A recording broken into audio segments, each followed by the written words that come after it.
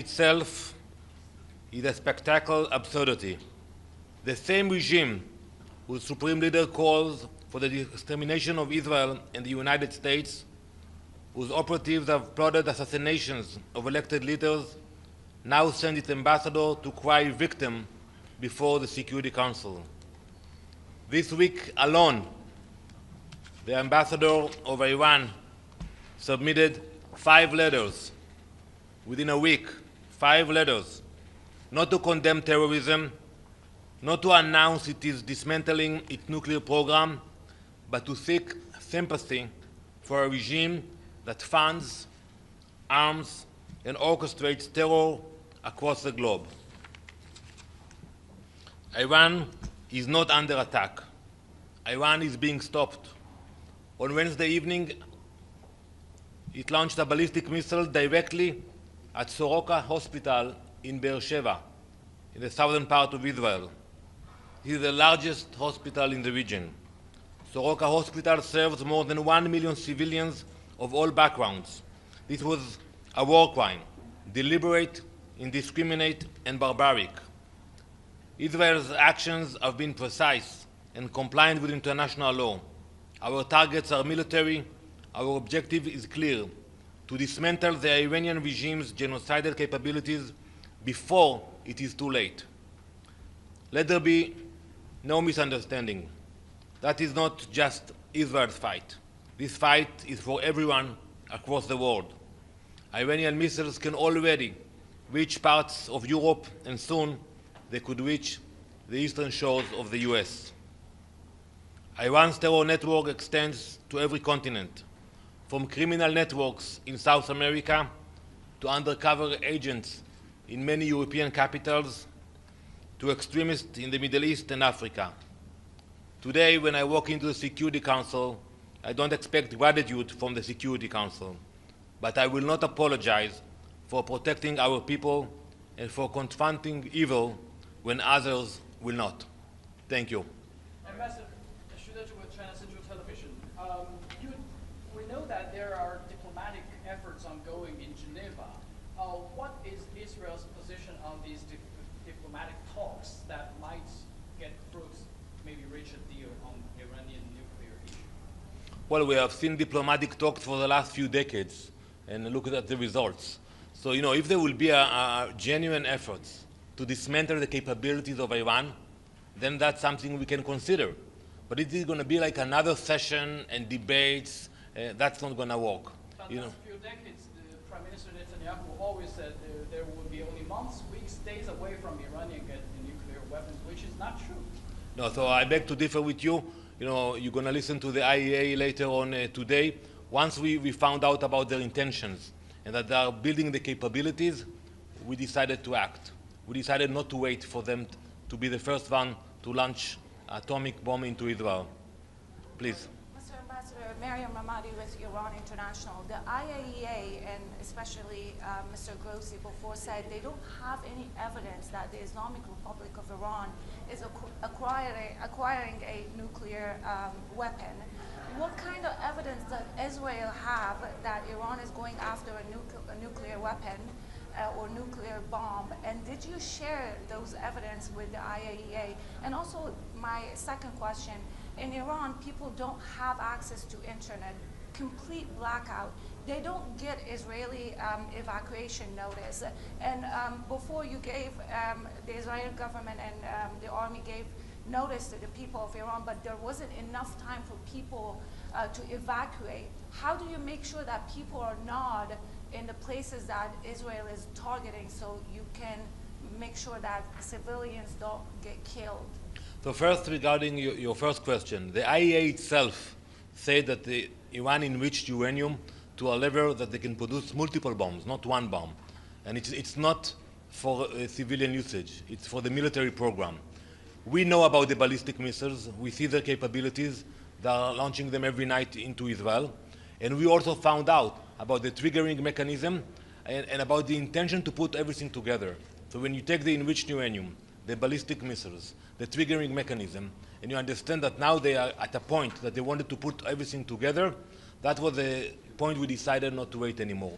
Regarding your second question, we pray for the people of Iran. We care about them.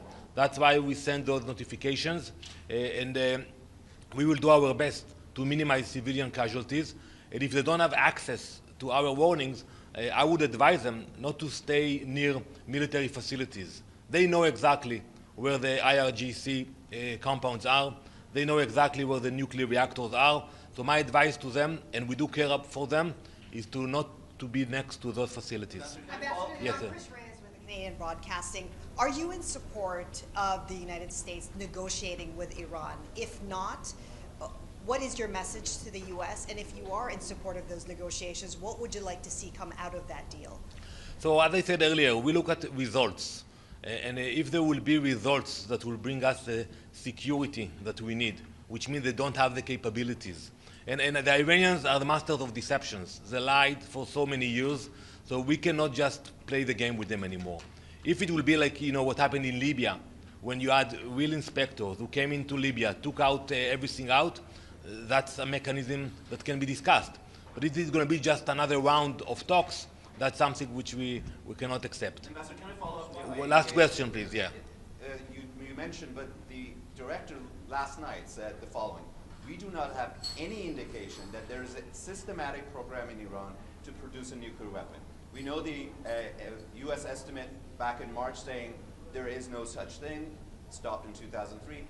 I just want to emphasize, are you going to share this information that you have, that they were about to dash to a bomb, with the U.S., with the public? So the Director General of the IEA will speak in a minute in the Security Council.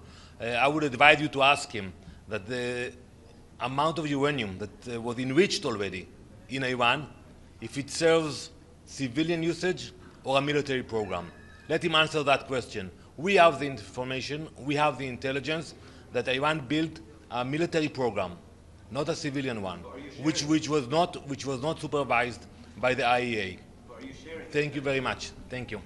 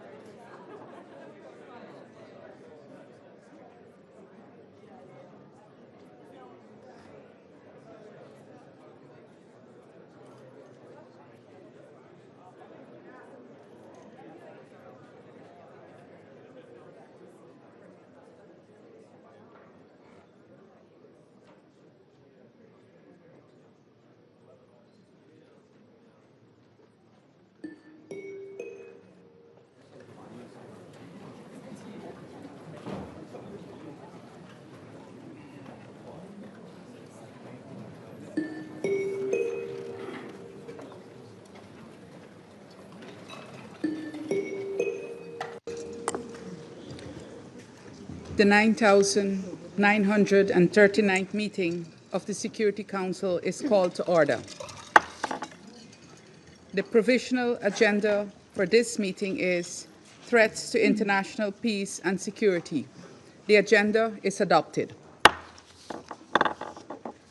In accordance with Rule 37 of the Council's Provisional Rules of Procedure, I invite the representative of the Islamic Republic of Iran, Iraq, Israel, Kuwait, Turkey, and the Bolivarian Republic of Venezuela to participate in this meeting. It is so decided. In accordance with Rule 39 of the Council's Provisional Rules of Procedure, I invite the following briefers to participate in this meeting. Ms. Rosemary DiCarlo, Under Secretary General for Political and Peace-Building Affairs, and Mr. Rafael Mariano Grossi, the Director General of the International Agency for Atomic Energy. It is so decided. In accordance with Rule 39 of the Council's Provisional Rules of Procedure, I also invite His Excellency Mr. Stavros Lambrinidis, Head of the Delegation of the European Union to the United Nations, to participate in this meeting. It is so decided. The Security Council will now begin its consideration of item 2 of the agenda. I wish to warmly welcome the Secretary General, His Excellency Mr. Antonio Guterres, and I give him the floor. Madam President, allow me to make a brief introduction before the briefings of my colleagues. Excellencies, there are moments when the choices before us are not just consequential, they are defining. Moments when the direction taken will shape not only the fate of nations, but potentially our collective future. This is such a moment. To the parties to the conflict, the potential parties to the conflict, and to the Security Council as the representative of the international community, I have a simple and clear message. Give peace a chance. The confrontation between Israel and Iran is escalating rapidly with a terrible toll, killing and injuring civilians, devastating homes, neighborhoods, and civilian infrastructure, and attacking nuclear facilities. The world is watching with growing alarm. We are not drifting toward crisis. We are racing toward it. We are not witnessing isolated incidents. We are on course to potential chaos. The expansion of this conflict could ignite a fire that no one can control. We must not let that happen. Excellencies, it may be easy to list a range of problems that have impacted relations between Israel and Iran in the last decades. But the central question of this conflict is the nuclear question. Non-proliferation is a must for the safety and security of us all. The Non-Proliferation Treaty is a cornerstone of international security. Iran must respect it. And Iran has repeatedly stated that it is not seeking nuclear weapons.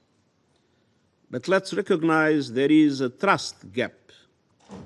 The only way to bridge that gap is through diplomacy to establish a credible, comprehensible, and verifiable solution, including full access to inspectors of the IAEA as the United Nations technical agency in this field. For all of that to be possible, I appeal for an end to the fighting and the return to serious negotiations. At this defining moment, I urge this Council to act with unity and urgency for dialogue. And I urge the international community to rally behind the sole path that can deliver lasting peace, diplomacy, grounded in international law, including the UN Charter. This is even more crucial given the unfolding horrors in Gaza. Excellencies, the only thing that is predictable is that the consequences of continuing this conflict are unpredictable. Let us not look back on this decisive moment with regret. Let us act responsibly and together to pull the region and our world back from the brink. Thank you. I thank the Secretary General for his remarks. I now give the floor to Ms. Rosemarie DiCarlo. Thank you, Madam President. We meet as the scope and scale of attacks in Iran and Israel continue to widen, with grave consequences for civilians in both countries.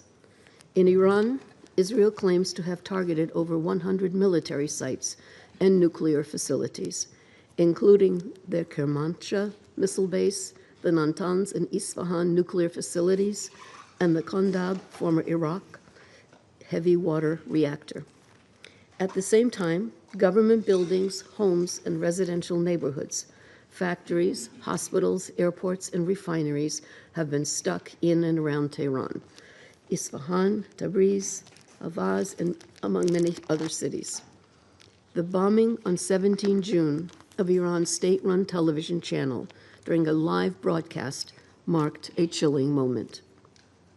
Residents of Tehran and other cities have received warnings to evacuate on more than one occasion. Iran has closed its airspace until further notice and has shut some border crossings.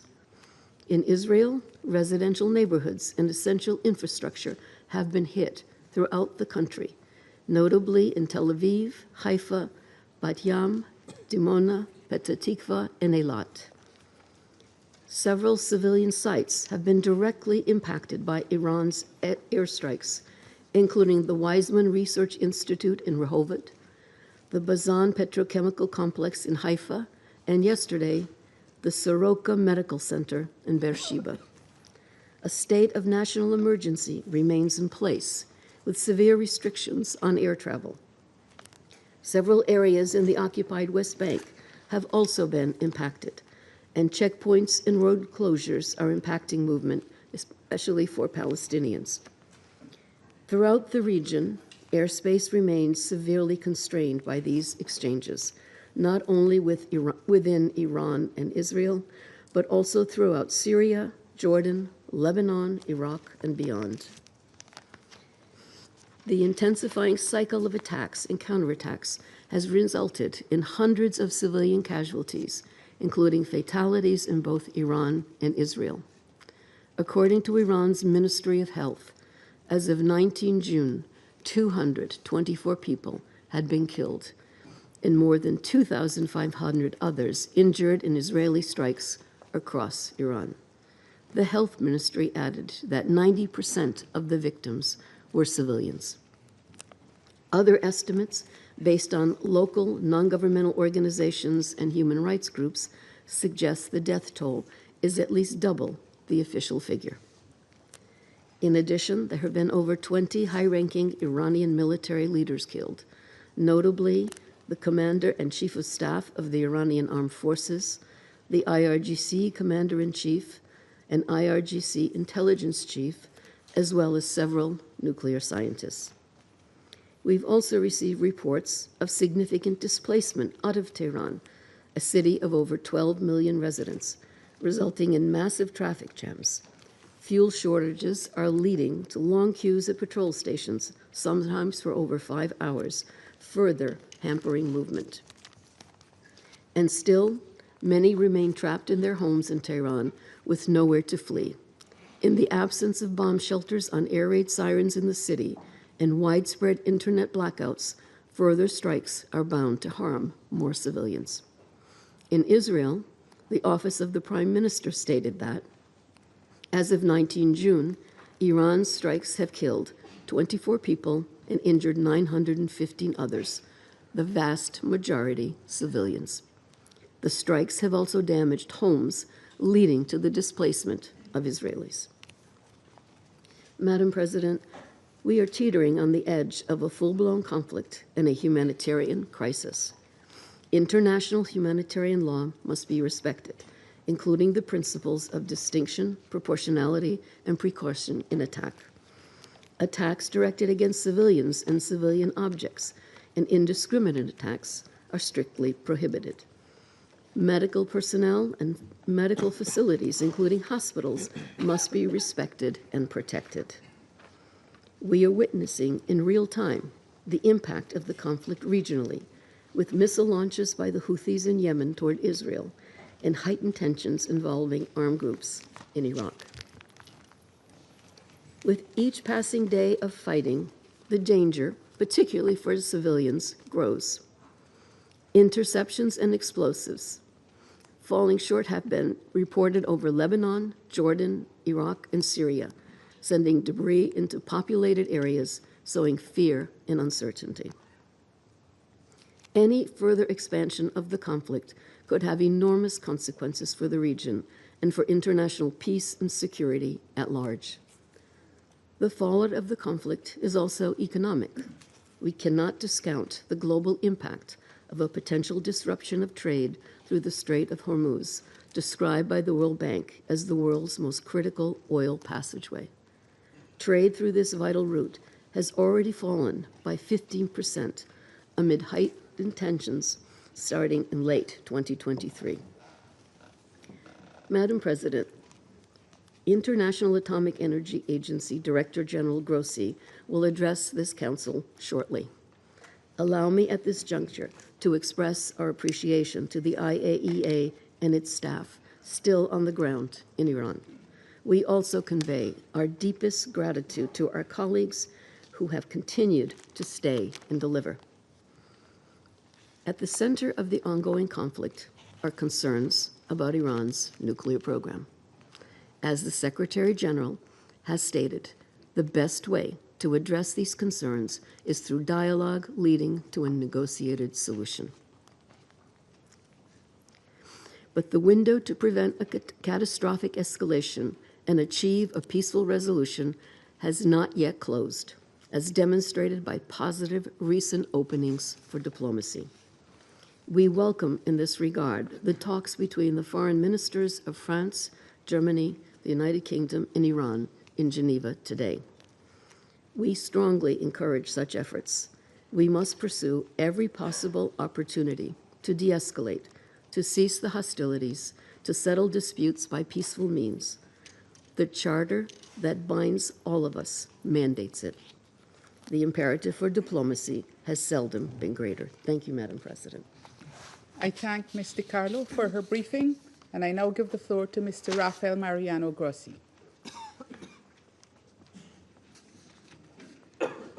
Thank you very much, Madam President, dear Secretary General, dear Madam Undersecretary General, dear friends. Attacks on nuclear sites in the Islamic Republic of Iran have caused a sharp degradation in nuclear safety and security in Iran. Though they have not so far led to a radiological release affecting the public, there is a danger this could occur. The IAEA has been monitoring closely the situation at Iran's nuclear sites since Israel began its attacks a week ago. As part of its mission, the IAEA is the global nerve center for information on nuclear and radiological safety, and we can respond to any nuclear or radiological emergency. Based on information available to the IAEA, the following is the current situation at Iran's nuclear sites, which I offer as a follow-up to my most recent report to this Security Council. The Natanz enrichment site contains two facilities. The first is the main fuel enrichment plant. The initial attacks on the 13th of June targeted and destroyed electricity infrastructure at the facility, including an electrical substation, the main electric power supply building, an emergency power supply, and backup generators. On the same day, the main cascade hall appears to have been attacked using ground-penetrating munitions. Second facility at Natanz is the pilot fuel enrichment plant. It consists of above ground and underground cascade halls. On the 13th of June, the above ground part was functionally destroyed, and the strikes on the underground cascade halls were seriously damaging. The level of radioactivity outside the Natanz site has remained unchanged and at normal levels, indicating no external radiological impact on the population or the environment there. However, within the Natanz facility, there is both radiological and chemical contamination.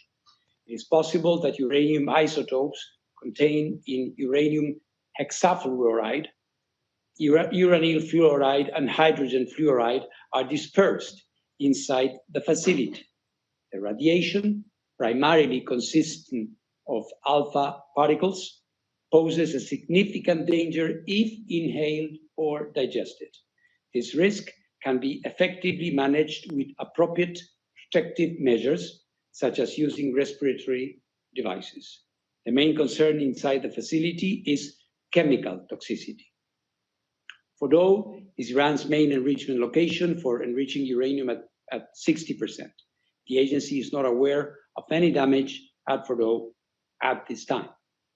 At the Esfahan nuclear site, 4 buildings were damaged in last Friday's attack: the Central Chemical Laboratory, a uranium conversion plant, the Tehran reactor fuel manufacturing plant, and the enriched uranium metal processing facility, which was under construction. No increase of off-site radiation levels was reported. In Natanz, the main concern here is chemical toxicity. The Condab heavy water research reactor under construction in Arak was hit on the 19th of June. As the reactor was not operational and it did not contain any nuclear material, no radiological consequence is expected. The nearby heavy water production plant is also assessed to have been hit. And similarly, no radiological consequence is expected. As stated in the IEA's update of 18th June, at the Tehran Research Center, 1 building where advanced centrifuge rotors were manufactured and tested was hit. At the Karaj workshop, 2 buildings where different centrifuge components were manufactured were destroyed. There was no radiological impact internally or externally. Let me now refer to the Bushehr nuclear power plant.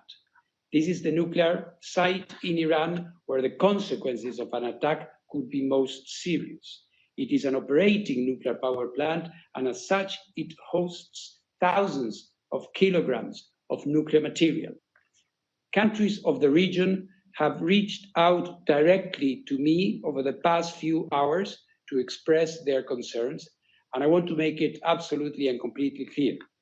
In case of an attack on the Bushehr nuclear power plant, a direct hit would result in a very high release of radioactivity to the environment.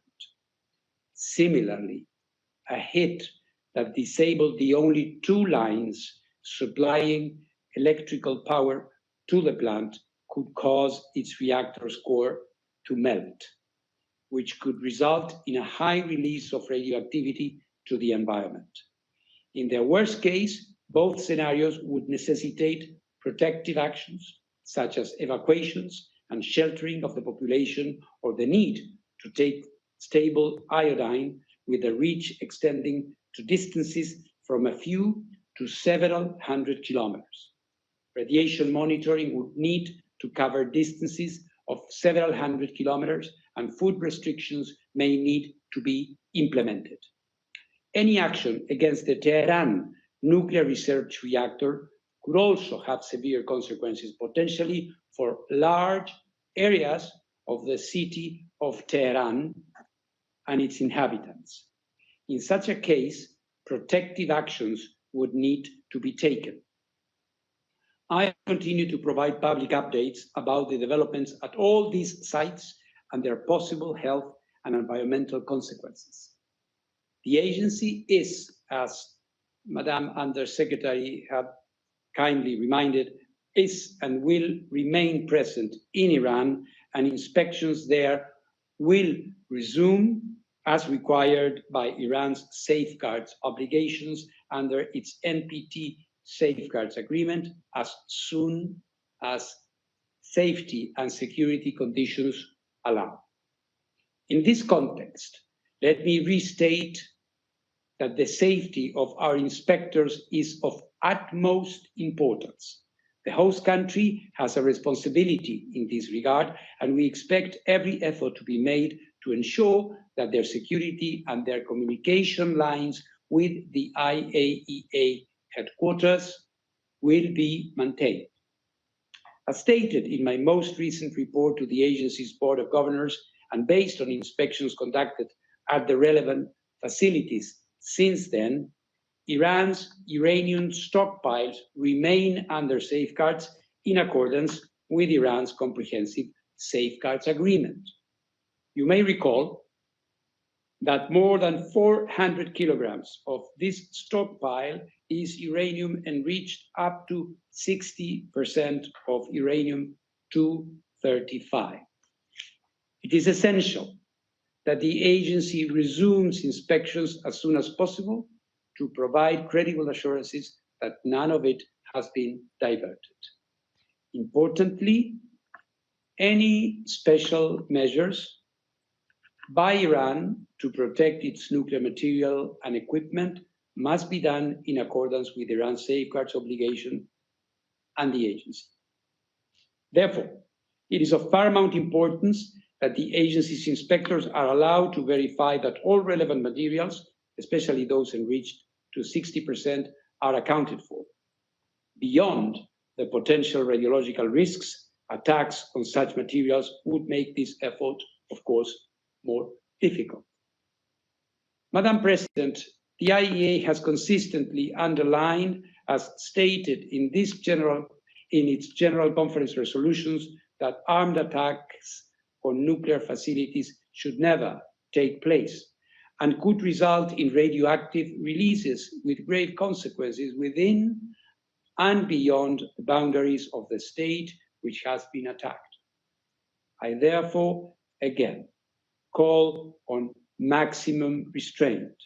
Military escalation threatens lives and delays indispensable work towards a diplomatic solution for the long-term assurance that Iran does not acquire a nuclear weapon.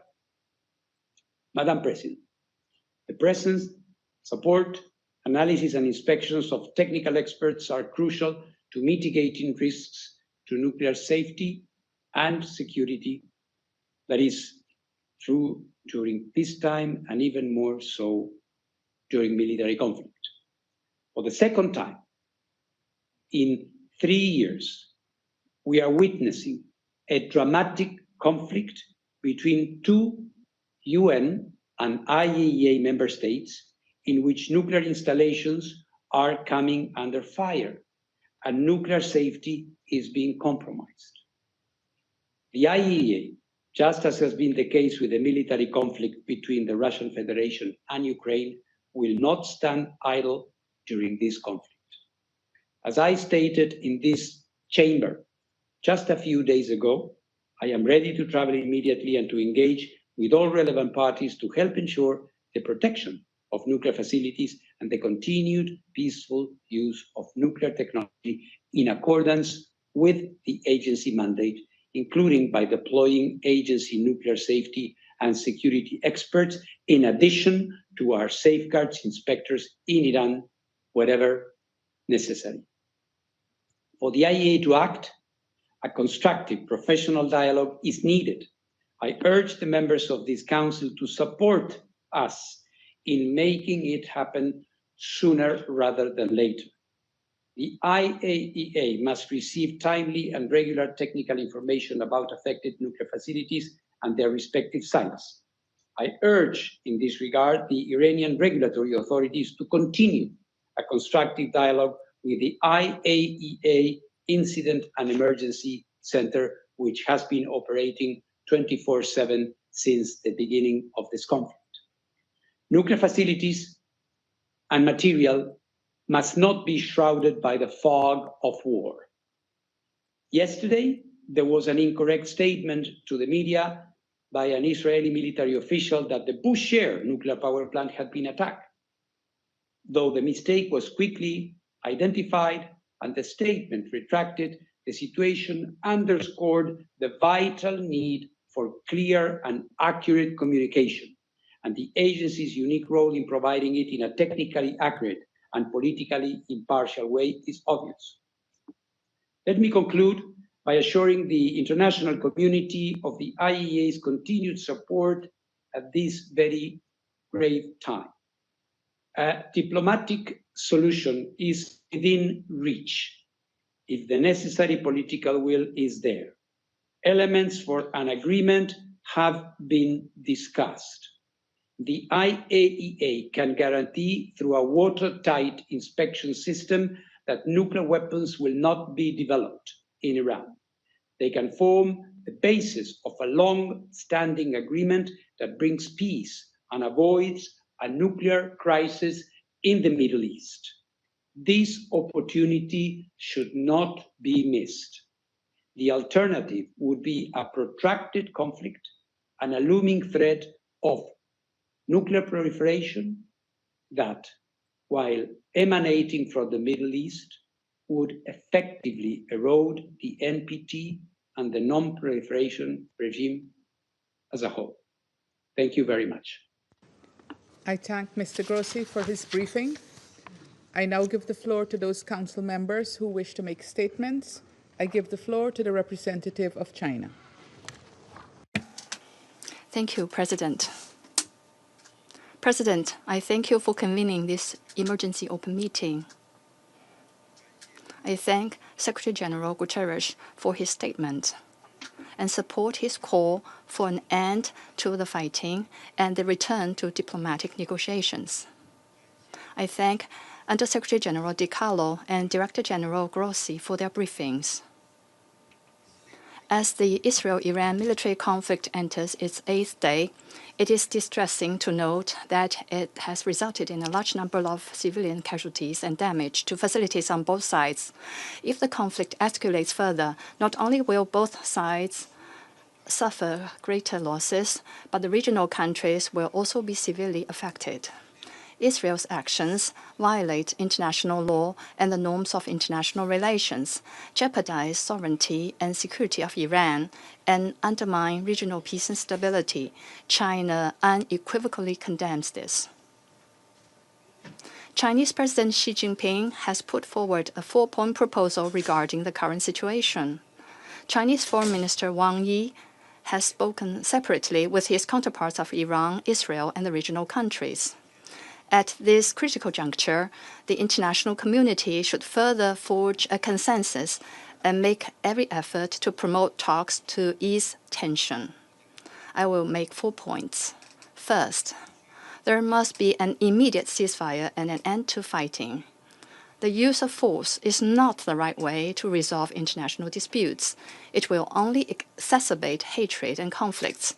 The sooner a ceasefire is put in place, the less damage will be done.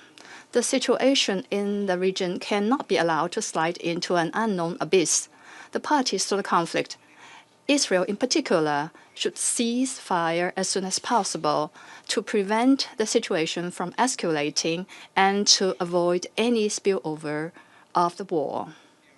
Second, the safety of civilians must be ensured. The red line of protecting civilians in armed conflicts must not be crossed at any time, and the indiscriminate use of force is unacceptable. The parties to the conflict must strictly abide by international law, resolutely avoid harming innocent civilians, refrain from attacking civilian facilities, and facilitate the evacuation of third country nationals. Third, we must stay committed to dialogue and negotiation. Communication and dialogue are the right paths to lasting peace. The current conflict has interrupted the negotiation process on the Iranian nuclear issue. The attacks on multiple Iranian nuclear facilities set a dangerous precedent and could have catastrophic consequences. We must not waver in the general direction of a political settlement to the Iranian nuclear issue, and we must persist in returning the Iranian nuclear issue to the track of a political solution through dialogue and negotiation. China welcomes the talk in Geneva among foreign ministers of UK, France, Germany, and the High Representative of EU for Foreign Affairs and Security Policy, and the Foreign Minister of Iran. Fourth, we must bring together the efforts of the international community to promote peace. Without stability in the Middle East, peace in the world would be elusive. The Israel-Iran conflict has led to a sudden escalation of tension in the Middle East and has also had a serious impact on global security. Recently, 21 Arab and Islamic countries issued a joint statement of foreign ministers calling for a ceasefire, resuming talks on the Iranian nuclear issue, and maintaining lasting peace in the region, which China fully supports. The international community, especially major countries with special influence on the parties to the conflict, should make efforts to cool down the situation rather than the opposite. The Security Council, as the primary body responsible for maintaining international peace and security, should play a greater role in this regard. We support the Council in taking necessary actions in a timely fashion. China stands ready to continue to strengthen communication and coordination with all relevant parties, build synergies, uphold justice, and play a constructive role in restoring peace in the Middle East. Thank you, President. I thank the representative of China for his statement, and I give the floor now to the representative of Pakistan. Thank you, Madam President. I would like to thank Secretary General Guterres for his presence and thoughtful and compelling remarks. Secretary General, you spoke about a defining moment and our collective future, as well as collective responsibility. And we fully agree with you and your call to give peace a chance. And in that context, your appeal to end the fighting and return to negotiations. I'm also thankful to Undersecretary General DiCarlo for her complimentary briefing, as well as the briefing by Director General Grossi. We note in particular his view that diplomatic solution is within reach with necessary political will.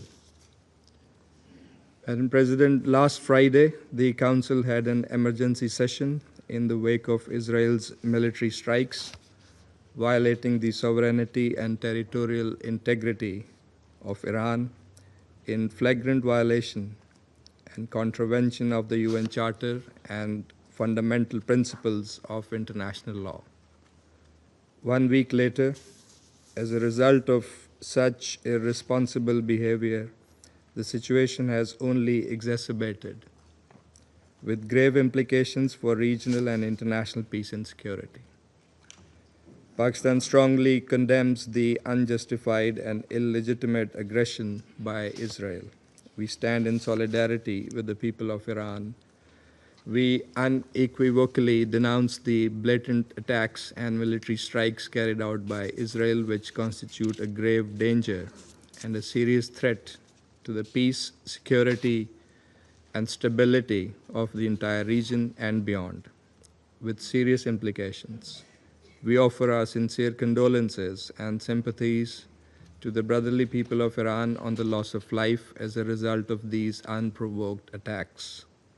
The ensuing humanitarian crisis and civilian toll on both sides is also deplorable. International humanitarian law must be complied by all sides. The attacks against nuclear facilities for peaceful purposes are deeply troubling. Such attacks contravene international law, the Charter of the UN, Statute of the IAEA, and relevant IAEA General Conference resolutions on the issue. It is the responsibility of the IAEA to clearly pronounce its legal position with regard to such attacks, as well as to report it to the Board of Governors and to the Security Council about the legal safeguards, safety and security implications of such attacks.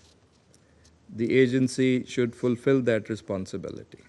Madam President, the latest crisis has aggravated the existing tensions in the region, arising from Israel's continuing ruthless assault on Gaza that has resulted in an unprecedented humanitarian catastrophe for the innocent Palestinians, as well as its recurring violations of international law in Syria, Lebanon, and Yemen.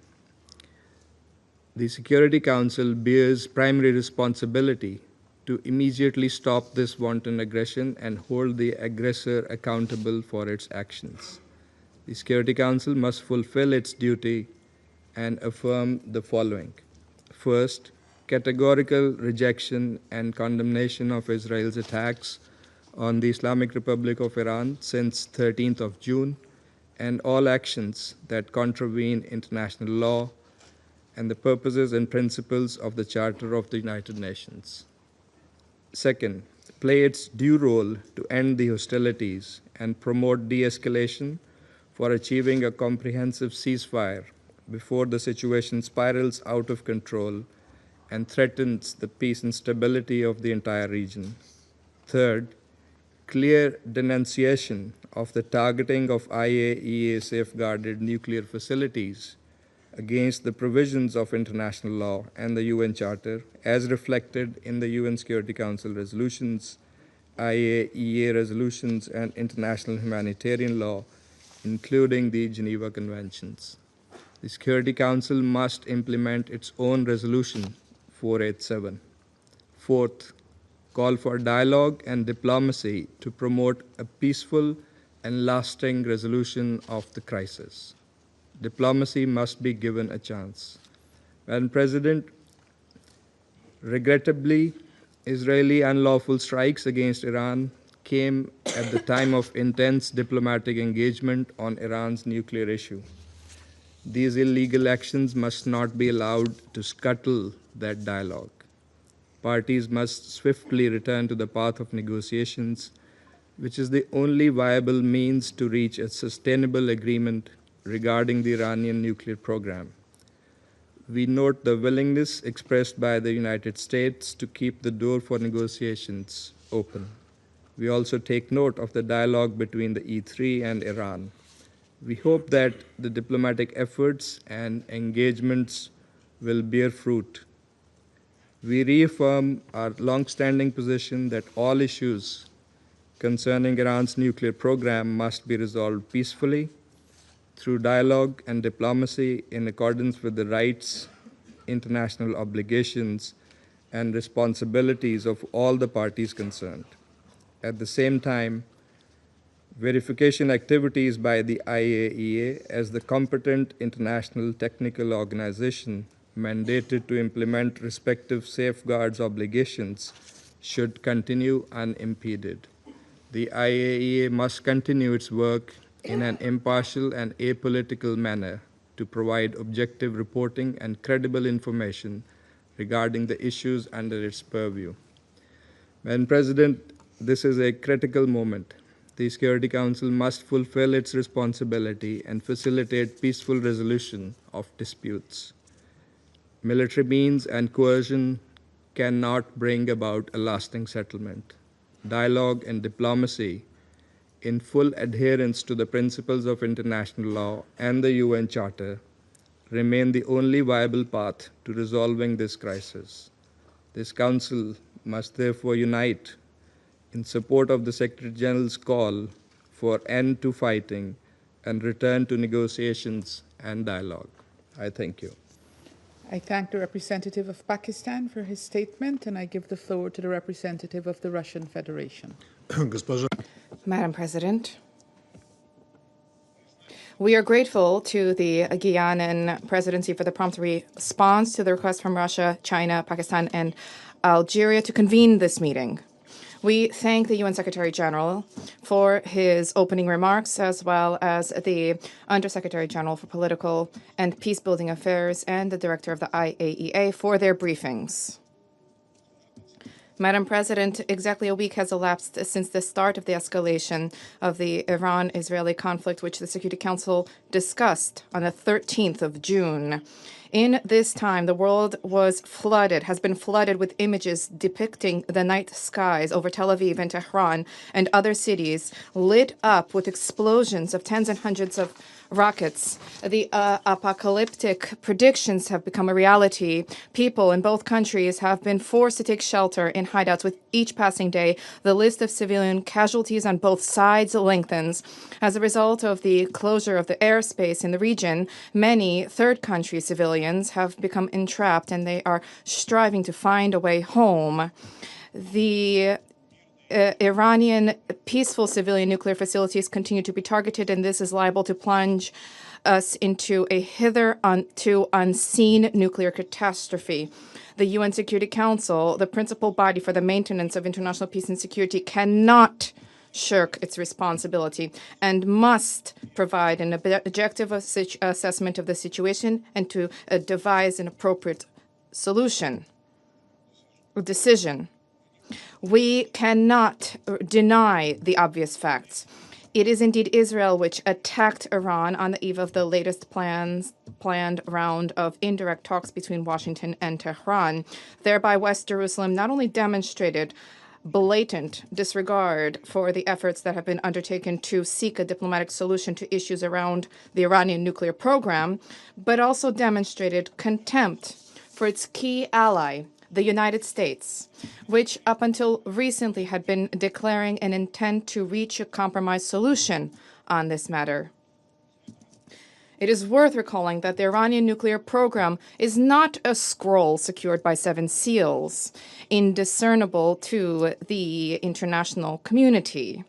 The nuclear facilities and installations in this country are under the safeguards of the IAEA and are continuously subject to scrupulous verification by agency inspectors. Not a single of the member states of this body is under more stringent oversight and scrutiny. Iran has been strictly complying with its obligations under the NPT and the Comprehensive Safeguards Agreement. The Secretariat of the agency's reports have no mention whatsoever about the presence of proliferation risks. So it turns out that Israel has disregarded the assessments of the Specialized International Agency, having on its own authority appointed itself a judge, single-handedly deciding to carry out strikes against a sovereign country with no regard for the UN Charter and international law. Just recently, in the Middle East, a tragic precedent occurred of an invasion into a state under the pretext of alleged presence there of WMDs, which subsequently failed to materialize. It's a pity that the United States, which demonstrated to the entire world this discredited example in 2003, which generated suffering for millions of people, does not wish to learn from its own mistakes. Today, the U.S., yet again, together with the U.K., France, and Germany, is attempting to persuade all parties to believe the groundless fabrications about plans allegedly harbored by Tehran to gain possession of nuclear weapons. Nor can we forget the fact that the attack on Iran was carried out at the time when the entire world observed with horror the ongoing man-made disaster which was unfolding in Gaza and continues to unfold in Gaza, and was condemned the ongoing humanitarian blockade of the Strip and was awaiting the high-level conference in support of the two-state formula under the aegis of the United Nations in accordance with General Assembly resolutions.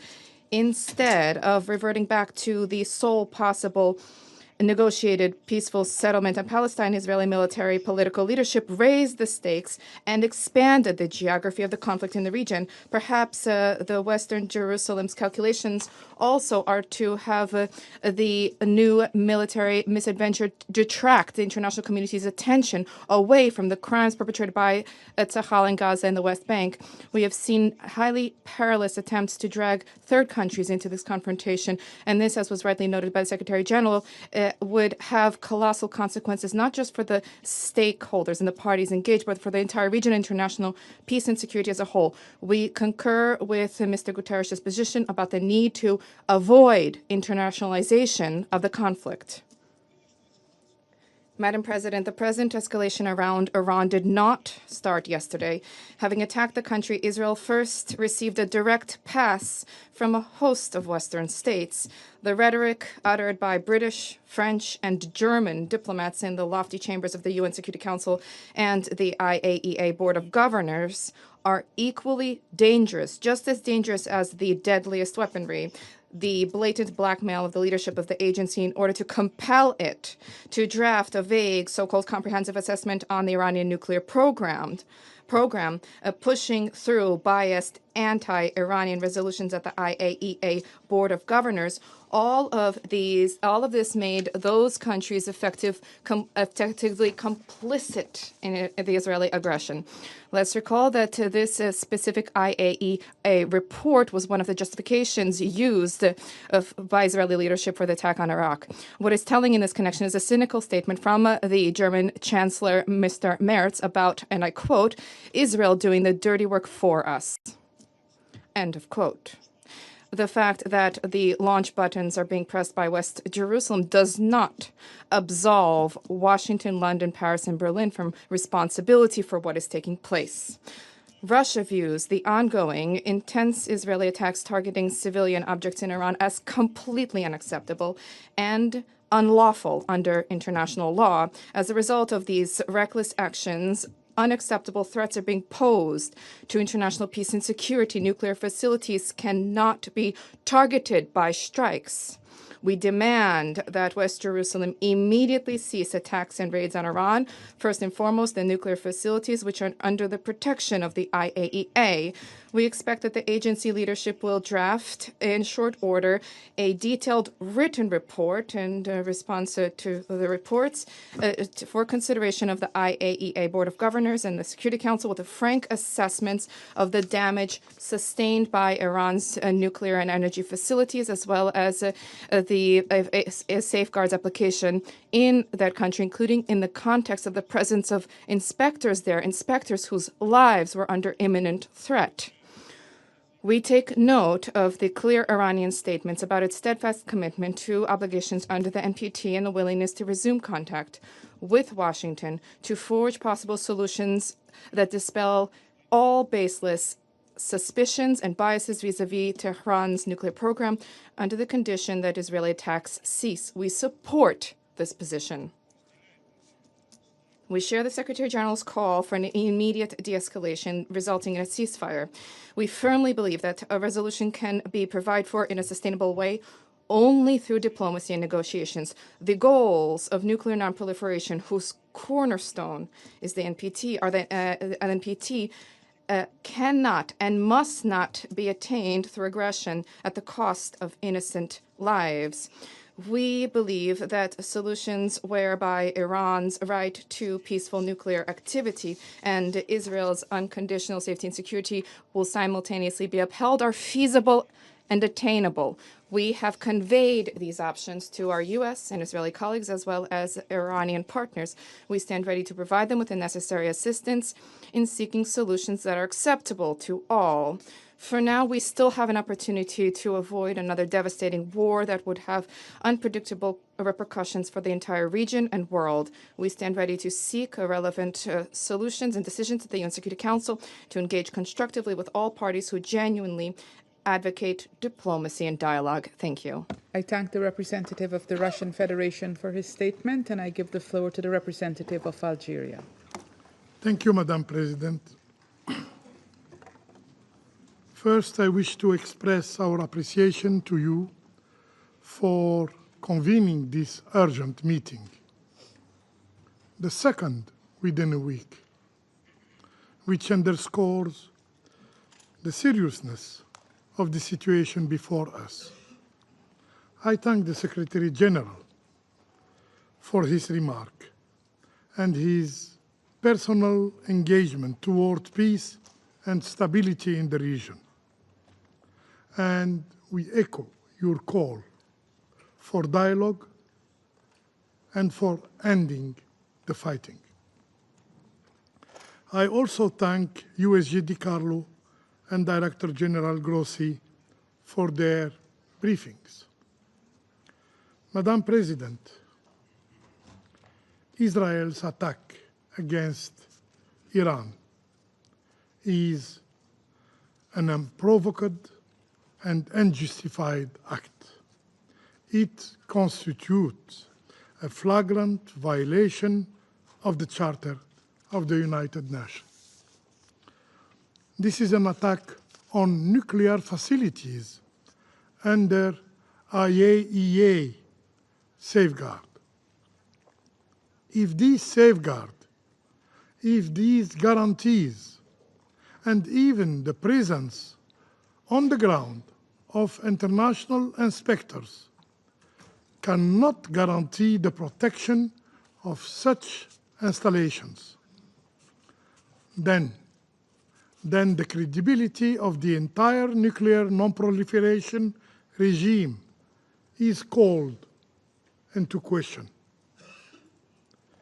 If those entrusted with upholding this regime are unable or unwilling to condemn and denounce such violations, they must ask themselves, what is their purpose? And are they truly fulfilling their responsibilities? We must resist any attempt to justify what in essence is an act of aggression against a sovereign member state of the United Nations. Any misleading narrative is unacceptable. As Director General Grossi stated in an interview with CNN, we, the IEA, did not have any proof of a systematic effort to move into a nuclear weapon, end of quote. These words merit our full attention. Madam President, it is imperative that everyone returns to a path of reason. Negotiation between the E3, the European three, and Iran. Negotiation between US and Iran with the facilitation of Oman remain a viable and a constructive option available for diplomacy.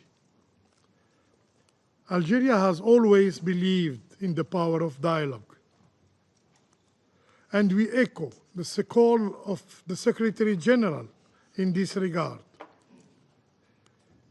Even in time of heightening tension, mediation and Charter's principle remain our unique, viable tools. Let me quote the Charter. All members shall settle their international dispute by peaceful means, end of quote. Madam President, international humanitarian law is clear.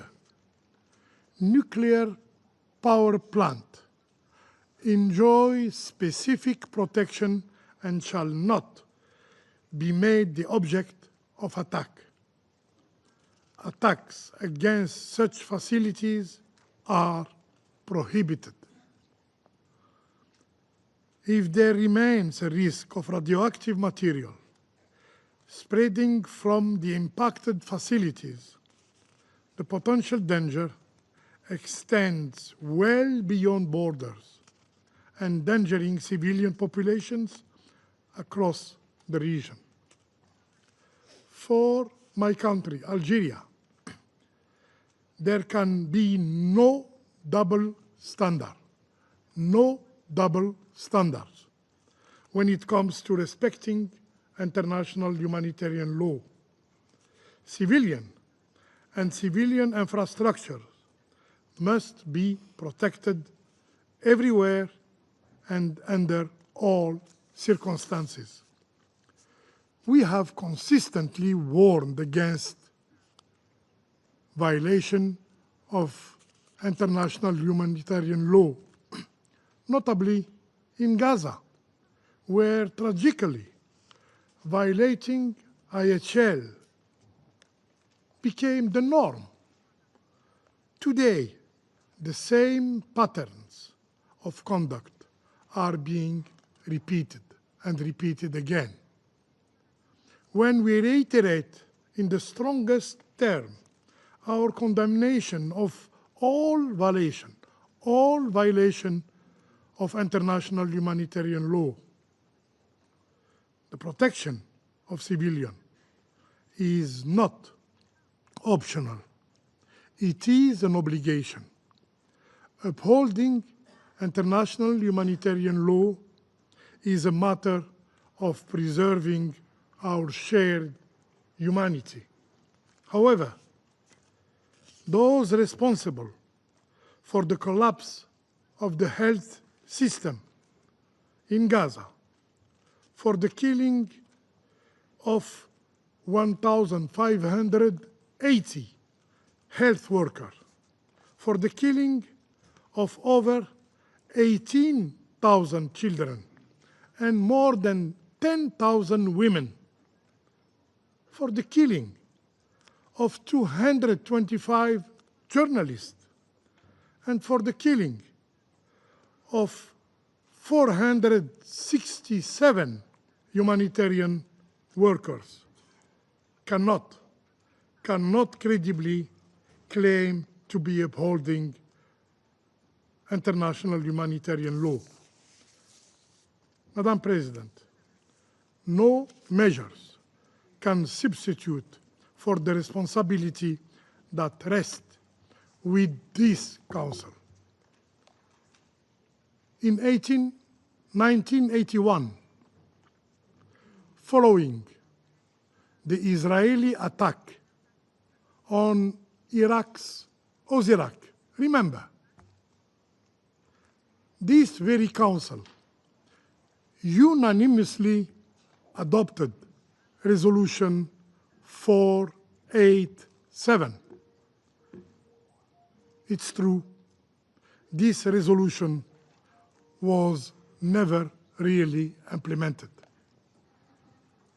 And Israel's nuclear facilities were never placed under IAEA safeguards. And Iraq never received any compensation.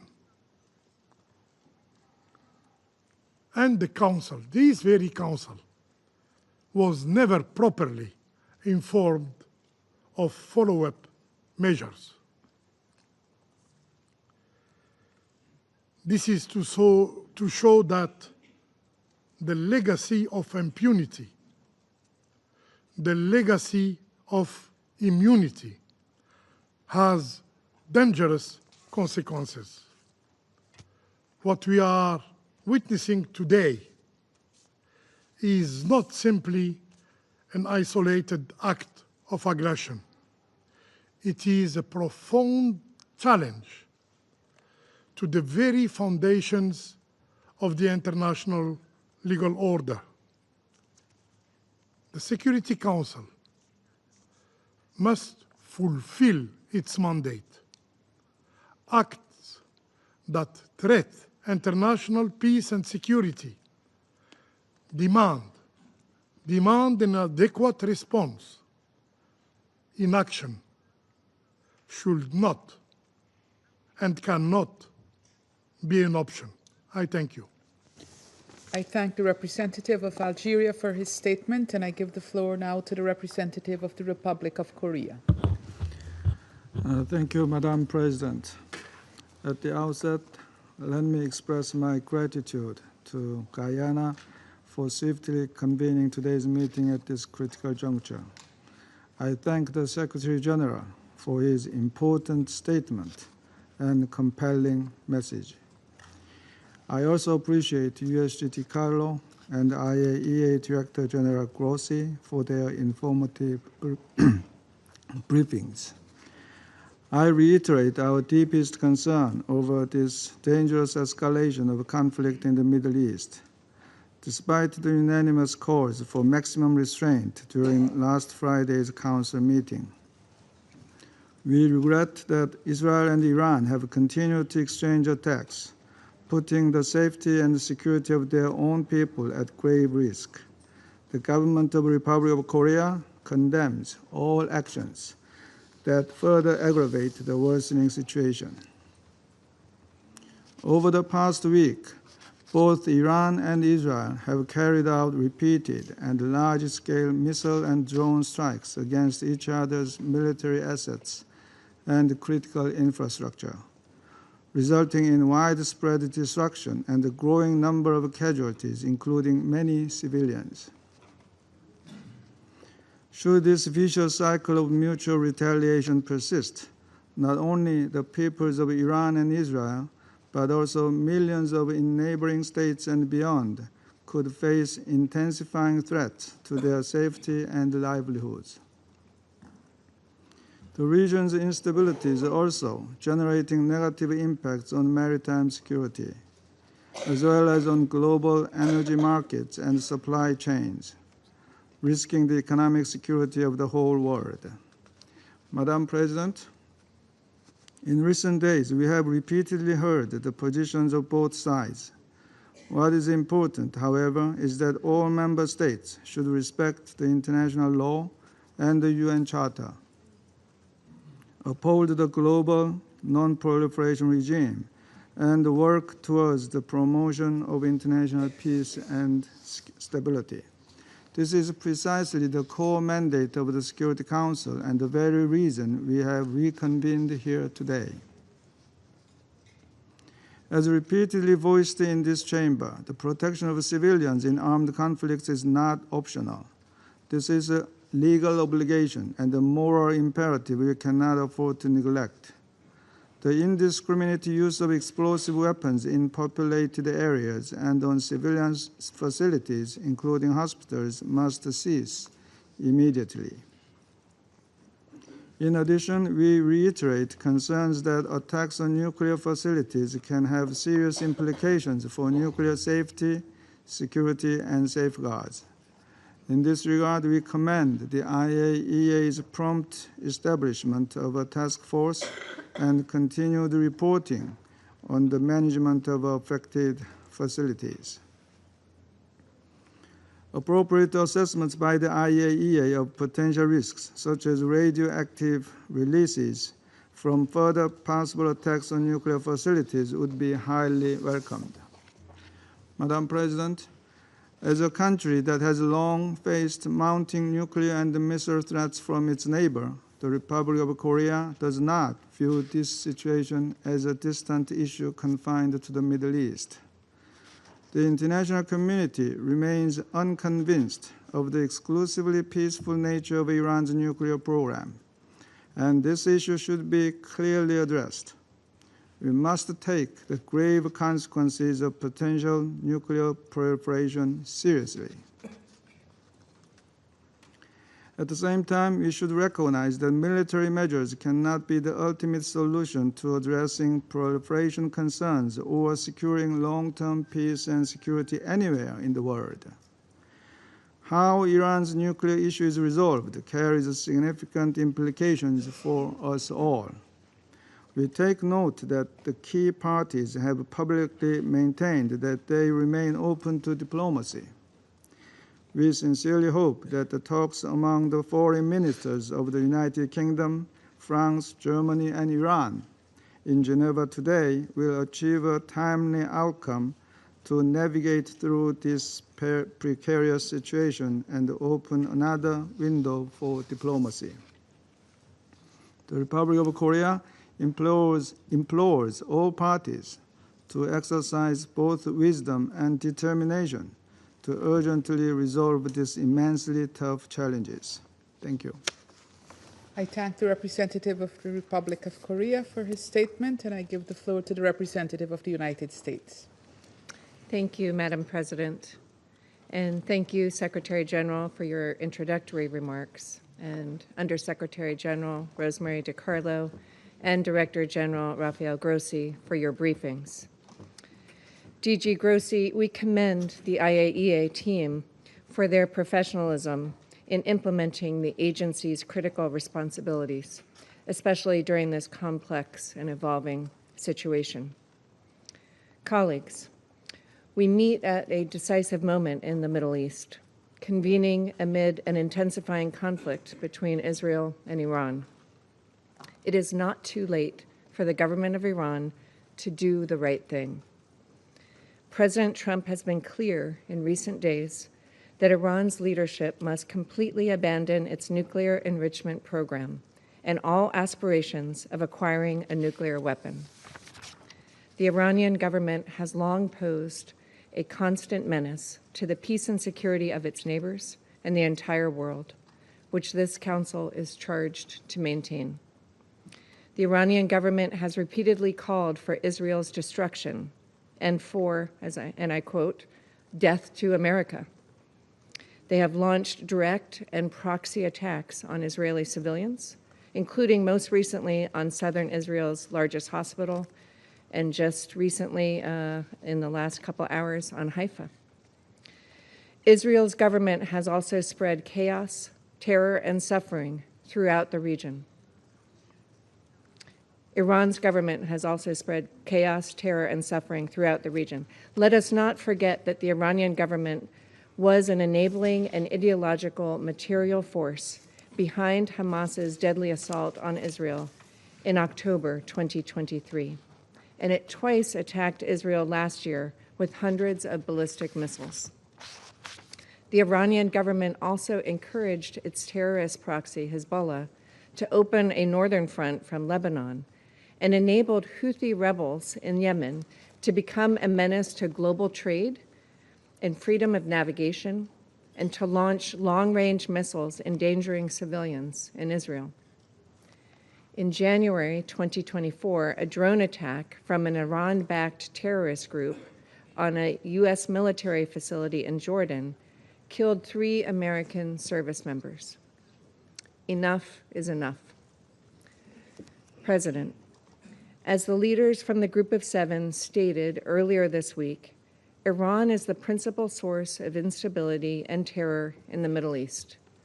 The G7 also reaffirmed the right of Israel to defend itself. While the United States was not involved in Israel's strikes, let there be no doubt that the United States continues to stand with Israel and supports its actions against Iran's nuclear ambitions. Iran's leaders could have avoided this conflict had they agreed to a deal that would have prevented them from ever obtaining a nuclear weapon. But they refused to do so, choosing instead to delay and deny. We can no longer ignore that Iran has all that it needs to achieve a nuclear weapon. All it needs is a decision from their supreme leader. That is unacceptable, and this council must urge them to change course. The government of Iran has nothing to gain by escalating their rhetoric toward the IAEA, launching missiles at civilians, threatening neighbors, or pursuing nuclear weapons. For too long, they have prioritized terrorism and their nuclear program above the well-being of their own people. Their resulting weakness is now on full display for the entire world. The Iranian government must abandon its nuclear ambitions so that there is no more destruction. Choose instead prosperity for their people. Thank you, Madam President. I thank the representative of the United States for her statement, and I give the floor to the representative of Panama. Gracias, señora. Thank you, Madam President. We greet and thank the Secretary General of the United Nations, His Excellency Antonio Guterres, for his unambiguous message. During that message, he urged an opportunity to be given to peace. He said, give peace a chance. We also wish to extend our thanks to USG Rosemary DiCarlo, the Director General of the International Atomic Energy Agency, Rafael Grossi. We thank them both for their briefings. We also thank delegations here present that honor us with their presence. Today's meeting is a response to the international community's appeal to urge parties involved to adopt measures aimed at de-escalating the conflict. The conflict has picked up pace, and that is a source of great fear. We have witnessed the regrettable staging of attacks that have claimed civilian lives, including the lives of women, boys and girls. That has made the civilian population the primary victim of this conflict. The Security Council today, once again, has the duty to find mechanisms through multilateralism to craft a solution to this matter. It did just that successfully a decade ago with the implementation of Resolution 2231. In recent months, we have seen several rounds of negotiations take place. The goal of these negotiations was to find a diplomatic solution to Iran's nuclear program. As was indicated by the Secretary-General, diplomacy, negotiations and dialogue are the only ways to achieve solutions. Consequently, we urge all parties to heed that message from the Secretary-General and resume a genuine process of negotiation that will make it possible to move towards an agreement which is in accordance with the norms of international law. There are no perfect agreements or negotiations. They don't exist. Nevertheless, it is through serious, constructive dialogue and through commitment that significant progress can be made towards just and lasting solutions. Moreover, we reaffirm the mandate of the International Atomic Energy Agency as the competent technical body charged with verifying compliance with nuclear obligations. Madam President, we are witnessing a conflict in which it appears that the distinction between critical infrastructures and military targets has grown blurred. Consequently, we urgently and responsibly appeal to all parties to uphold international law and international humanitarian law. It is of pivotal importance to protect and look after the civilian population and to guarantee respect for critical infrastructure. With this in mind, we recall that nuclear facilities must not be attacked under any circumstances, particularly those that are already under monitoring and verification from the IAEA within the framework of the Joint Comprehensive Plan of Action. We cannot allow acts of this kind to become acceptable within international law. The risks to the civilian population are too great because an incident of this kind could cause the release of radioactive material, and that would have grave consequences in terms of radiological contamination. That would be a risk to the people and the environment and would have an unprecedented regional impact. At this critical juncture, it is vital that this Council take resolute, coherent action, such as to ensure that its action creates credibility, which in turn guarantees an immediate cessation of hostilities and full respect for the principles of international law. I thank you, Madam President. I thank the representative of Panama for his statement, and I give the floor now to the representative of Sierra Leone. Thank you, Madam President, and I thank you for convening this emergency meeting of the Security Council on the escalating conflict between Israel and Iran. We thank His Excellency Mr. Antonio Guterres, Secretary General of the United Nations, for his powerful reminder of this Council's responsibilities, as well as Mr. Rafael Grossi, Director General of the IAEA, and Ms. Rosemary DiCarlo, Under Secretary General for Political and Peacebuilding Affairs, for their timely and insightful briefings. This request for this meeting underscores the gravity of the recent regrettable developments, coupled with the expectation that the Council, indeed its members, will enable the Council to discharge its primary responsibility for the maintenance of international peace and security. We remain gravely alarmed by the ongoing military strikes by Israel against Iran, as well as the retaliatory strikes by Iran. These hostilities, which began on 13th June, have reportedly claimed the lives of senior Iranian officials, nuclear scientists, and civilians in both Israel and Iran, a toll we deeply find troubling. As we express grave concern regarding the attacks on Iran, we are equally disturbed by reports of strikes against or impacting civilian targets in Israel, including hospitals and emergency services, and in densely populated areas in clear violation of international humanitarian law. These hostilities have displaced families, damaged critical infrastructure, and disrupted essential services. Thousands face the urgent prospect of evacuation.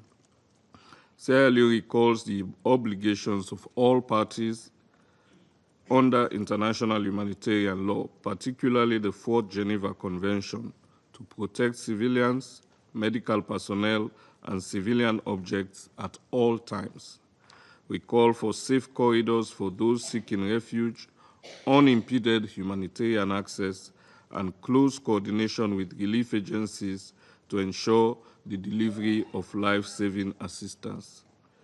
Swift humanitarian action is indispensable, yet it cannot substitute for political solution. The region needs restraint, responsibility, and credible diplomatic initiatives. Sierra Leone aligns itself with the Secretary General's appeal for the immediate de-escalation, renewed dialogue, and the exercise of maximum restraint. Statesmanship, not brinkmanship, is required. We are therefore heartened and fully welcome the meeting in Geneva today of the foreign ministers of the United Kingdom, France, and Germany, including the EU High Representative and the Iranian Foreign Minister, as part of efforts to ease this conflict. We believe this is a window of opportunity that clearly exists for genuine dialogue and peace to prevail. We recall the binding obligations under international humanitarian law. Article 56 of Additional Protocol 1 of the Geneva Conventions prohibits attacks on works and installations containing dangerous forces, including nuclear, electrical generating stations, if such attacks may cause the release of dangerous forces resulting in civilian losses. The IAEA has also consistently underscored that the safety and security of nuclear facilities must never be compromised by military action. The ongoing hostilities risk triggering a disaster of unimaginable scale. Any military action that endangers nuclear facilities risks severe humanitarian consequences, irreversible environmental harm, and further regional instability with global repercussions. We therefore emphasize the need to safeguard and allow the full and unhindered implementation of the Treaty on the Non-Proliferation of Nuclear Weapons, NPT, which remains the cornerstone of the global nuclear disarmament, non-proliferation, and peaceful uses regime. The current conflict underscores the fragility of the international nuclear order and the urgent necessity to preserve the integrity of the NPT process. We call upon all states to recommit to the NPT's objectives and to engage constructively in dialogue within its framework. Our Council has a duty to ensure that tensions do not derail the NPT's vital role in advancing peace and security. We further urge support for regional initiatives, including a Middle East zone free of nuclear weapons and other weapons of mass destruction, as envisaged in General Assembly and NPT review conference outcomes.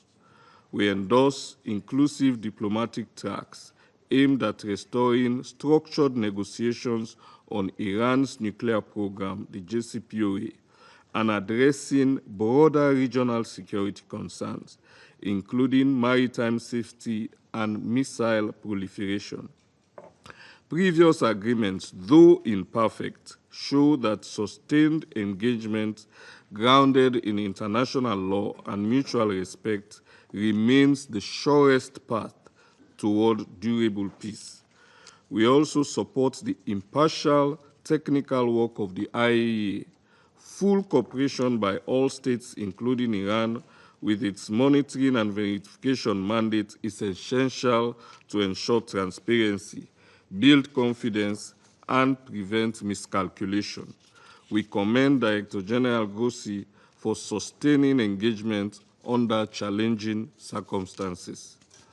In closing, Madam President, Sierra Leone recalls the principle of sovereign equality under Article 2.1 of the Charter and the duty of member states to settle disputes by peaceful means under Article 33.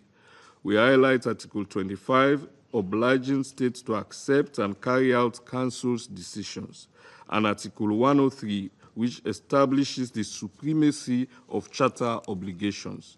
The Council must speak with one voice in upholding the law and encouraging peaceful settlement. We welcome constructive efforts by regional actors and partners committed to the Charter.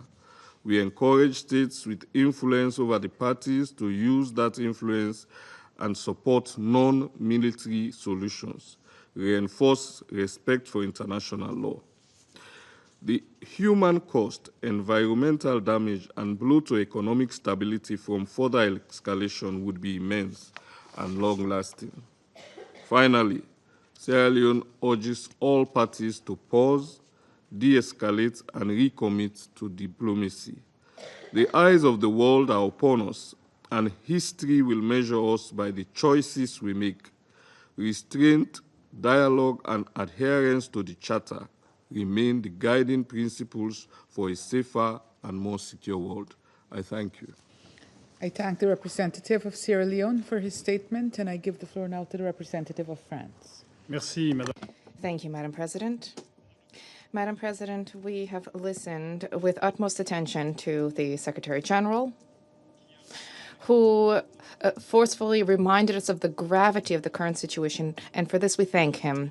I thank the Undersecretary General for Political and Peacebuilding Affairs, Madame Di Carlo, as well as the Director General of the IAEA, Mr. Rafael Grossi, for their briefings, which provide us with an assessment of and provides with an overview of the justification for today's meeting. Israeli strikes against Iran have been ongoing for a week.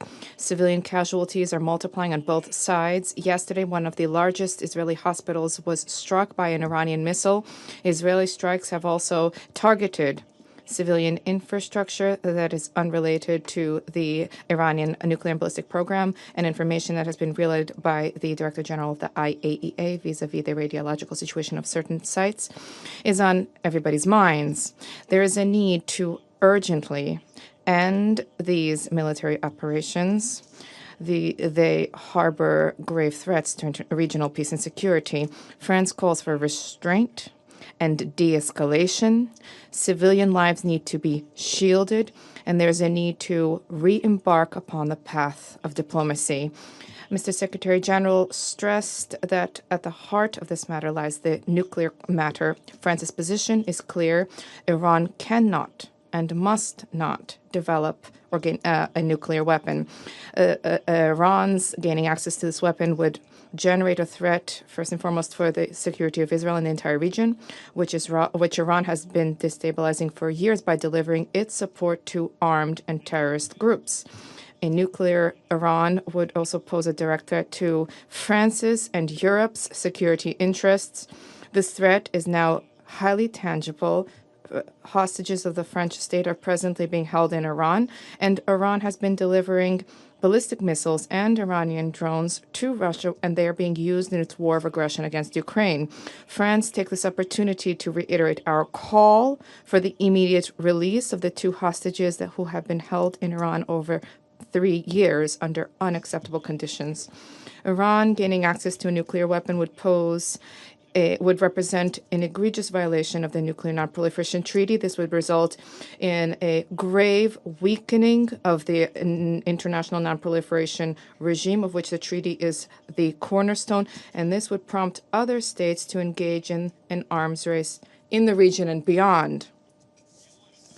And yet Iran has opted to engage in a dangerous escalation of its nuclear program, despite calls for it to respect its international commitments. Iran has accumulated a uranium stockpile that largely exceeds the limitations set under the 2015 agreement. It has generated highly enriched uranium at levels which have no justification, no credible civilian justification, and has established thousands of advanced centrifuges going beyond the limitations set out under the 2015 agreement, including sites where such activities are prohibited under the Iranian nuclear agreement and the JCPOA. The Director General of the IAEA, in a report published late May, stated that he is not in a position to guarantee the presence of the peaceful nature of the Iranian program. The Board of Governors of the IAEA observed in a resolution adopted on 12 June that Iran was failing to comply with obligations under the NPT. We are grateful to the IAEA for its unstinting efforts, shouldering its oversight and inspection activities despite Iran's obstruction. We respect the ethic of impartiality, independence, and rigorous respect for treaties and their mandate, which the IAEA once again has demonstrated. The goal of the Council needs to be for Iran to resume cooperation with the IAEA, to revert back to compliance with international obligations. A decision by Iran to withdraw from the NPT would be an unprecedented escalation. However, our responsibility vis-à-vis the suffering civilian populations, our commitment to international law, and the memory of the recent crisis in the Middle East requires to act. There can be no military solution to the Iranian nuclear matter. It is through negotiations that a lasting response needs to be sought to the threat of proliferation posed by Iran's nuclear program. This is France's steadfast position alongside our British and German partners. This is the approach which resulted in the adoption of the 2015 Vienna Agreement, whose implementation we have always supported despite the U.S.'s withdrawal in 2018 and despite the cessation of compliance by Iran in 2019. The Europeans of the E3 reverted in 2020 to the dispute settlement mechanism stipulated under the agreement and undertook tireless diplomatic efforts to that end. In 2021, 2022, Iran was proposed a revised agreement that would facilitate the return of the U.S. to the agreement, and Iran would see its full implementation. Iran did not take these opportunities. This year, France, alongside E3 partners, has continuously liaised with Iran, and we hope that these exchanges will bear fruit. In the absence of agreement that reflects our security interests, France, alongside European partners of the E3, as was announced, will shoulder responsibility through the provisions set out under Resolution 2231 of the Security Council. France solemnly calls upon Iran to finally take the chance, the opportunity of a negotiated diplomatic solution. There is still time. Today in Geneva, a meeting of the E3 ministers, of the High Representative of the EU and the Iranian counterpart is being held to that end. As time is ticking, France, together with close European partners, stands ready to immediately initiate diplomatic negotiations with Iran to ensure that Iran will never gain access to the nuclear weapon. And to end this conflict, there's a need to reach agreement on a robust, verifiable, sustained agreement which is critical to ensure the purely peaceful nature of the Iranian nuclear program. Clear and concrete and tangible commitments need to be shouldered now by Iran to demonstrate to the international community that Tehran hopes to engage upon this path and for rapid results to be achieved. Thank you. I thank the representative of France for his statement, and I give the floor now to the representative of the United Kingdom. Thank you, President. And I start by thanking the Secretary General, Under Secretary General De Carlo, and Director General Grossi for your clear and sober briefings. The UK reiterates its full support for the vital work of the IAEA. We thank the IAEA Director General and his staff for their continued professionalism, diligence, and courage in these complex circumstances. President, first, the United Kingdom is deeply concerned by the sharp escalation we've witnessed between Israel and Iran over the past week. This is a dangerous moment for the entire region, and further escalation is in no one's interest. Civilians must never be targeted, and we deplore the loss of civilian life and offer our condolences. All parties must protect civilians and civilian infrastructure in line with international humanitarian law. Restraint is vital to protect further regional escalation and loss of life. The United Kingdom supports Israel's need to protect its security and people. However, a return to diplomacy is urgent, and we have pressed this with both Israel and Iran. I also want to be clear that the UK did not participate and is not participating in Israel's strikes. We have deployed assets, including jets, to the region as a defensive and precautionary measure only. President, second, Iran's nuclear program is a significant concern. My Prime Minister has been clear, Iran must never acquire a nuclear weapon. The IAEA's reports show that Iran's high-enriched uranium stockpile has grown to alarming levels. Iran's stockpile of 60% high-enriched uranium has no credible civilian justification. It is essential that Iran cooperate with the IAEA and bridge the trust gap that the Secretary General spoke of. The IAEA and the Non-Proliferation Treaty are key pillars of international security. For many years, the UK, alongside our E3 partners, has sought a diplomatic solution to Iran's nuclear program. This commitment stands and has never been more urgent. Alongside E3 colleagues and the EU, we are engaging with Iranian Foreign Minister Araghchi in Geneva today and using this window of opportunity to support a return to diplomacy and a peaceful resolution. Any further escalation, such as restricting IAEA access, diverting nuclear material, or increasing the production of high-enriched uranium, would intensify the threat to international peace and security posed by Iran's nuclear program. Third, military action cannot put an end to Iran's nuclear capabilities. We have strongly supported and continue to support diplomatic efforts to come to a deal. That is the only way to resolve the nuclear issue for the long term. President, our objective remains stability in the Middle East. A diplomatic solution is in the interests of all concerned. Even now, it is not out of reach. Now is the time for restraint, calm, and a return to diplomacy and dialogue. I thank you. I thank the representative of the United Kingdom for her statement, and I give the floor now to the representative of Slovenia. Thank you, Madam President. Secretary General, thank you very much for your introductory remarks. USG De Carlo and DG Grossi, thank you very much for your updates and appraisal of the situation on the ground.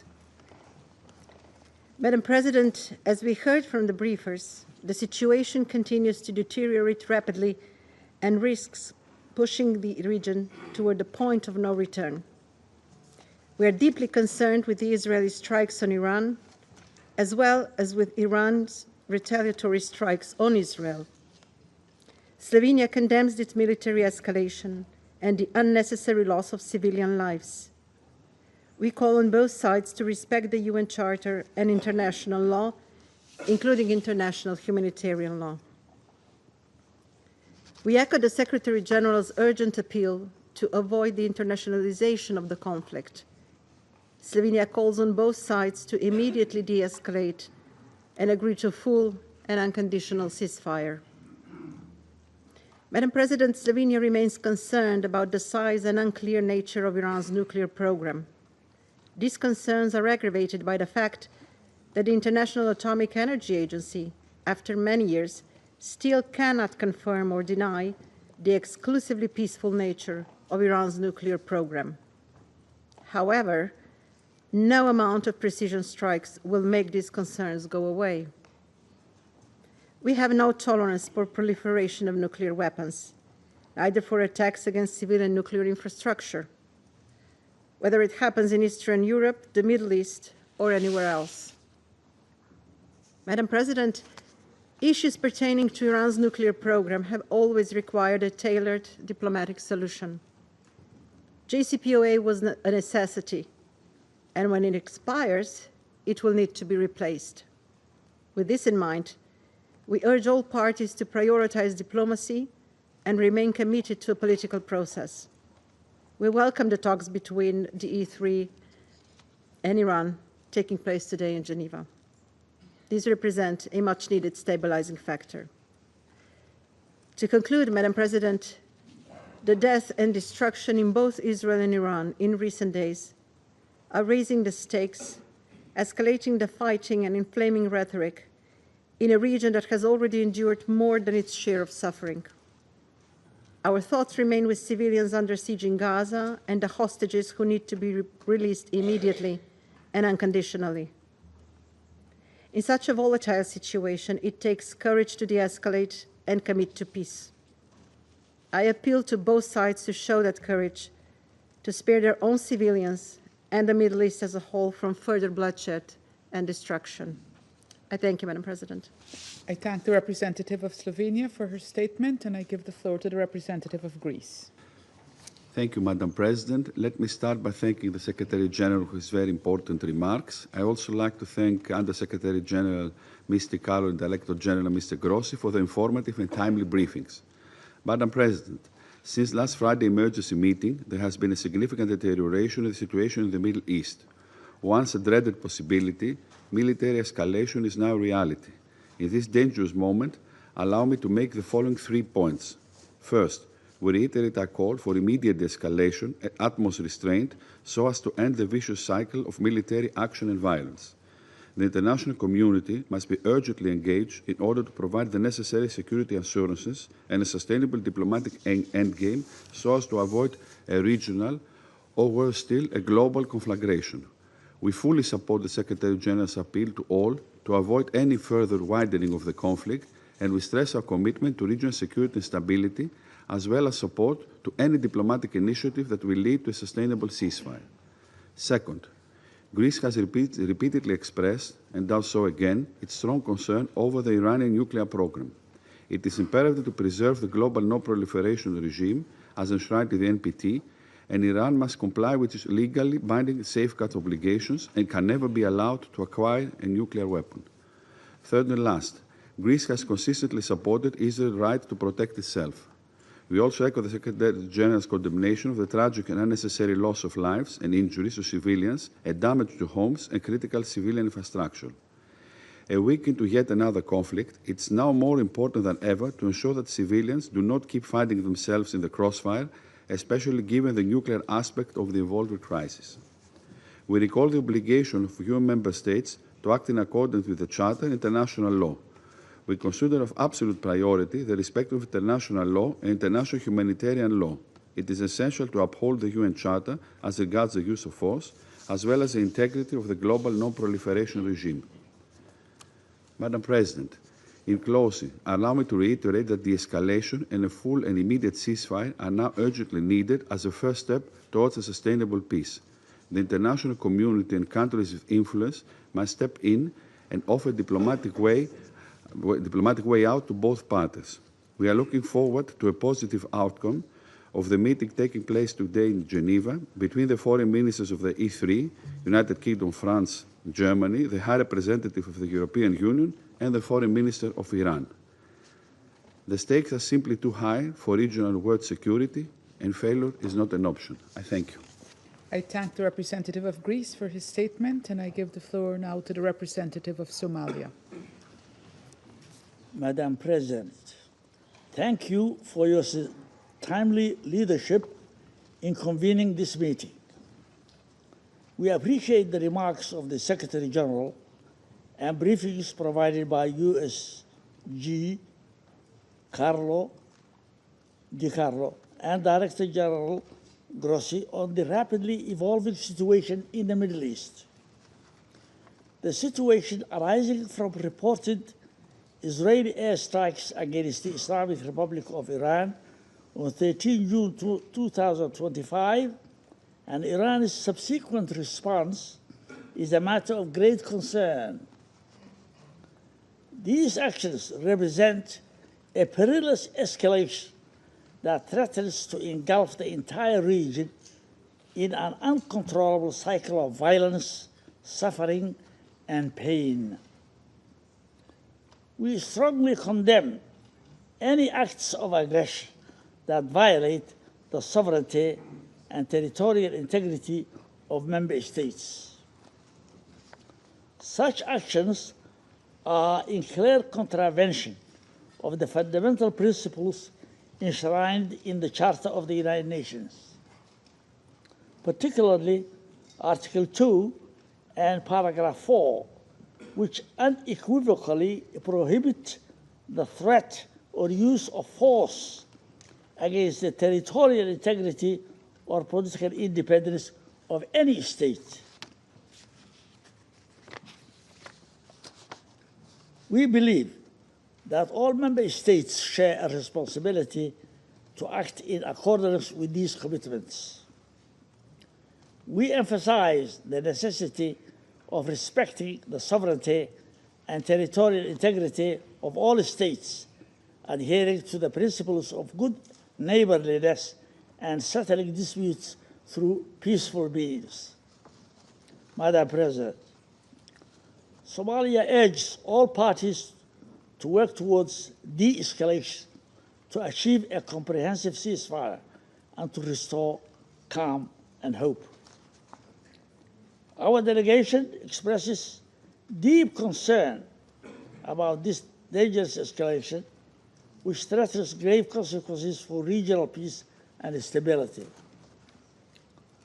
The spillover of these hostilities imperil countless lives and threaten to deepen existing crises. Somalia strongly reaffirms the urgent necessity of establishing a Middle East zone free of nuclear weapons and other weapons of mass destruction, applicable to all states in the region without exception, in accordance with relevant international resolutions. We also stress the need for all Middle Eastern countries to join the Treaty on the Non-Proliferation of Nuclear Weapons as a step towards regional and global security.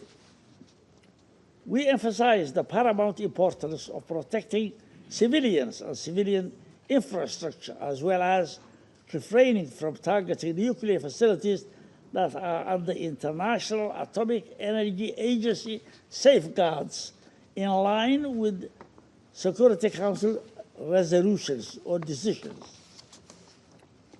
Such acts constitute a violation of international law and international humanitarian law, including the 1949 Geneva Convention, and pose unacceptable risks to civilian populations and the environment.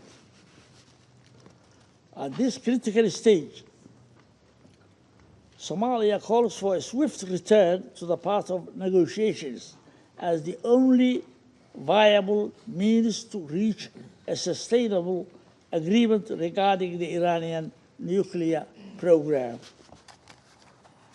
We further emphasize the importance of safeguarding the freedom of navigation in international waters in accordance with international law, and urge all parties to refrain from actions that undermine maritime security. Madam President, the complex challenges before us demand a collective and measured response grounded in dialogue, mutual respect, and the search for the common ground. Our delegation reaffirms its commitment to multilateralism and the principles of the United Nations Charter. We urge all parties to act with responsibility and wisdom, placing the well-being of the region's peoples above all other considerations. It's important to seize this moment to redouble our efforts for de-escalation and to support a diplomatic process that can deliver peace, stability, security for all states in the Middle East. Finally, my delegation stands ready to engage constructively with the international community to advance these shared goals. I thank you. I thank the representative of Somalia for his statement, and I give the floor now to the representative of Denmark. Thank you, Madam President. And I also thank the Secretary General for his important introductory remarks, and Under-Secretary General Di Carlo and Director General Grossi for their detailed briefings and urgent messages here this morning. Madam President, as underlined by the Secretary General, the recent escalation in the Middle East has once again brought the region dangerously close to the brink of a region-wide conflict. The repeated attacks between Israel and Iran are cause for great concern and pose a grave risk to international peace and security. We must do our utmost, individually and collectively, to respond to this threat and to prevent further destabilization. Together with the European Union and many others, we join the call for maximum restraint and immediate de-escalation. We urge all parties to abide by their obligations under the UN Charter and international law, and to ensure the protection of civilians and civilian infrastructure in line with international humanitarian law. We deplore the loss of civilian lives and unacceptable attacks on civilian targets, including the recent hospital attack. Furthermore, all actions should be taken and the necessary restraint shown to reduce the risk of nuclear accidents. Denmark's view is clear. Diplomatic engagement and a negotiated solution, with the IAEA playing a vital role, remain the only viable paths toward lasting peace in the region. Denmark supports all diplomatic efforts to restore stability and return to the negotiating table to seek a solution to the Iranian nuclear issue.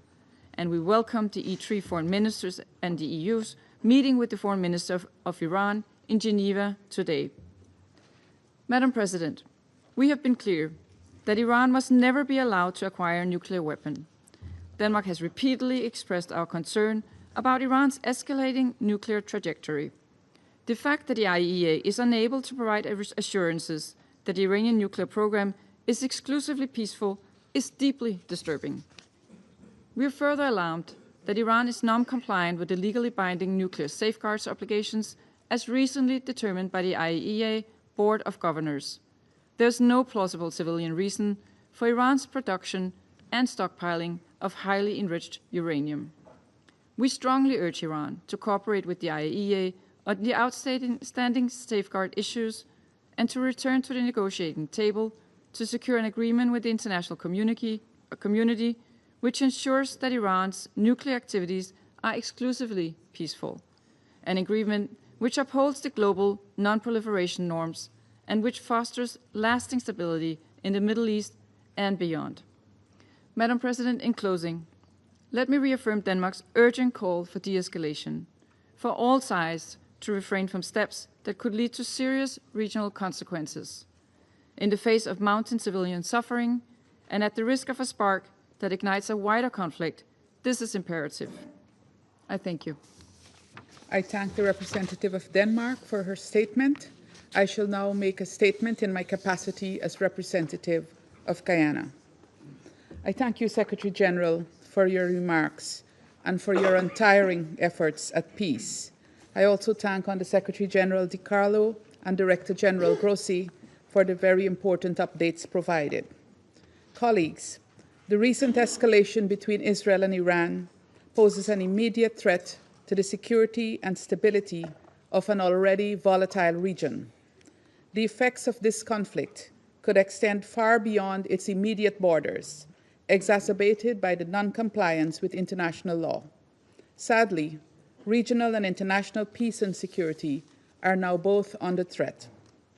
Guyana took note of Israel's letter of 17th of June 2025, in which the Council was informed of Operation Rising Lion, aimed at, and I quote, neutralizing the existential and imminent threat from Iran's nuclear weapon and ballistic missile programs, end of quote.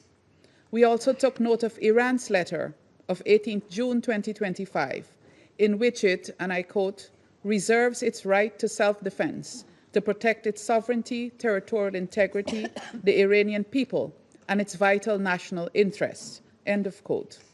While acknowledging these letters, we urge both Iran and Israel to exercise maximum restraint to avoid plummeting the region into deeper crisis and dangerously close to a nuclear catastrophe.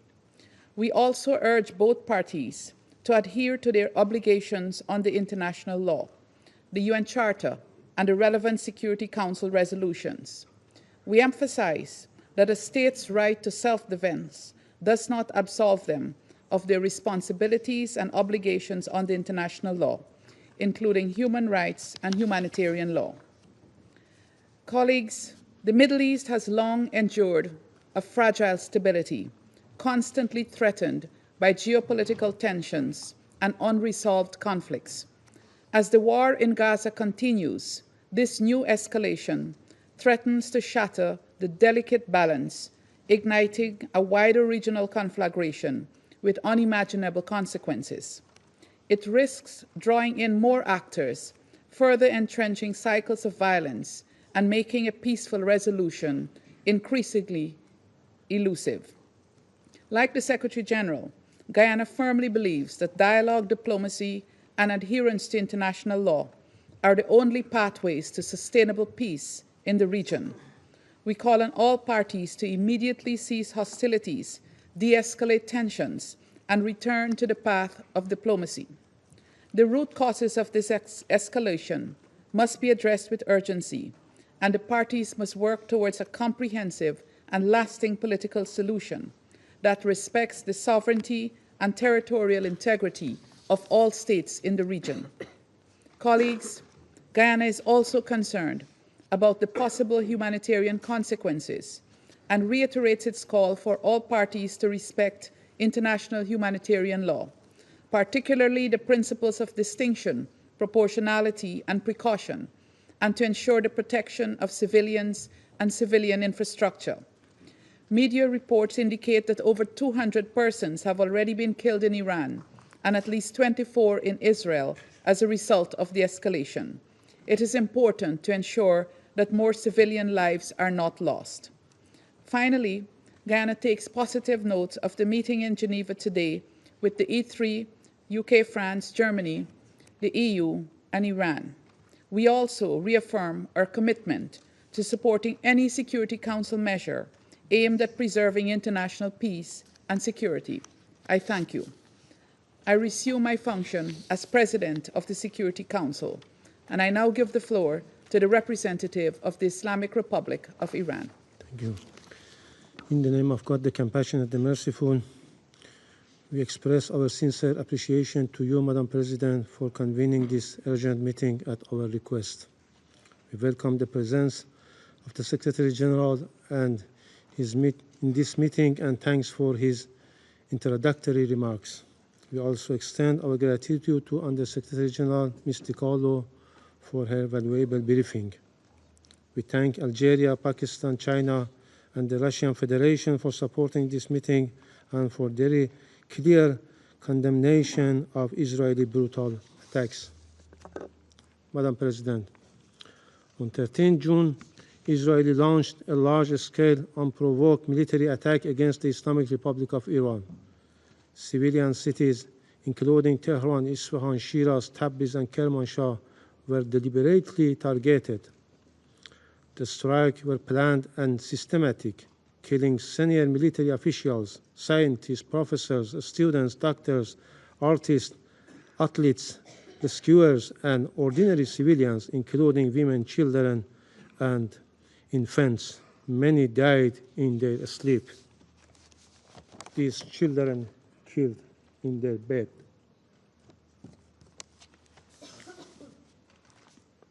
Hundreds of civilians have been killed and thousands injured.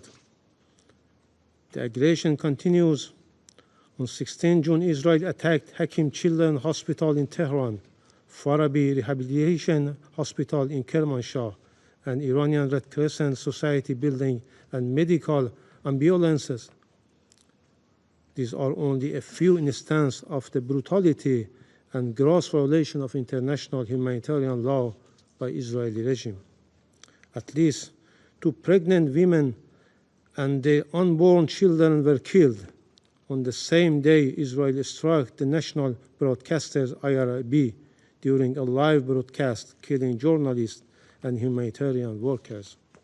Just today, Israeli regime inflicted damage to 2 other hospitals in Iran, endangering the lives of patients and medical personnel. Up till now, 5 hospitals have suffered from heinous attack of Israeli regime, along with physicians and humanitarian personnel who have been killed or injured. There were not accidents, there were not collateral damage, they were deliberated war crimes, acts of a state terror, and example of barbaric warfare. Madam President, Excellencies, and colleagues, Israel also attacked Iran's peaceful safeguard nuclear site and facilities. On 13 June, it struck the uranium conversion facility and the fuel plate fabrication plant. On 18 June, it targeted centrifuge production sites in Tehran and Karaj, both under IAEA monitoring. On the 19th June, it attacked the Arak heavy water reactor built under the JCPOA terms and IAEA safeguard with no proliferation risk. These attacks violate the UN Charter, international law, the IAEA Statute, and Security Council Resolution 2231 and 487. Israeli strikes are an assault on the global non-proliferation regime. Security Council Resolution 487, which was adopted unanimously, clearly states that any military attack on the safeguard nuclear facilities is an attack on the entire IAEA safeguard system and the NPT itself. The Security Council must implement its resolution. If the Council fails to act now, it will send a message that international law and resolution apply selectively. If the non-proliferation regime collapses, this Council will share responsibility with the Israeli regime. Madam President, despite Iran's repeated warning about the threats of our peaceful nuclear sites and facilities, the IAEA Director General has failed to act. His silence undermines the agency's authority, neutrality, and credibility. The IAEA cannot remain silent while safeguard facilities are attacked. This inaction must end. Israel openly declared that it will continue this strike for as many days as it takes. We are alarmed by credible report that the United States, as a depositary of NPT, may be joining this war. Any such support violates the NPT and undermine global security. The selective invocation of international law by US, France, using it when convenient, discarding it when it constrained their allies, is a form of institutional hypocrisy that gravely undermines the credibility of this Council and the international law. Let me clear, Iran's nuclear program is peaceful and under the world's most extensive IAEA inspections.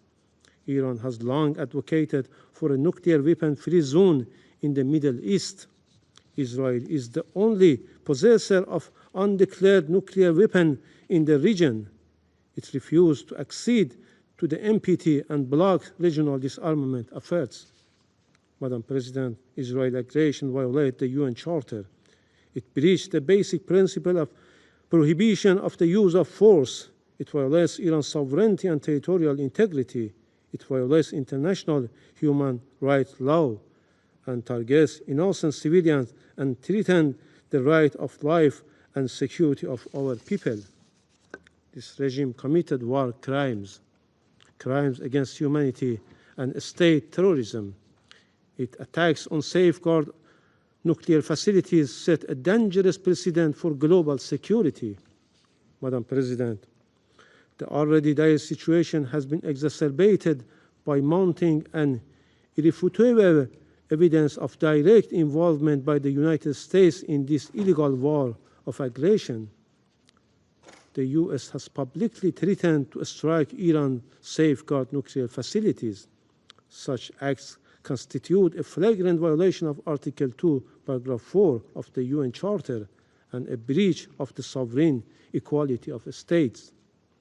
These reckless statements and actions emanate from the head of a state who is a permanent member of this Council and entrusted with primary responsibility for international peace and security, and an irresponsible behavior.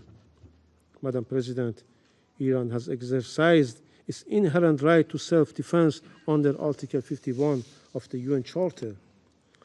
Our response has complied fully with international law, including humanitarian law.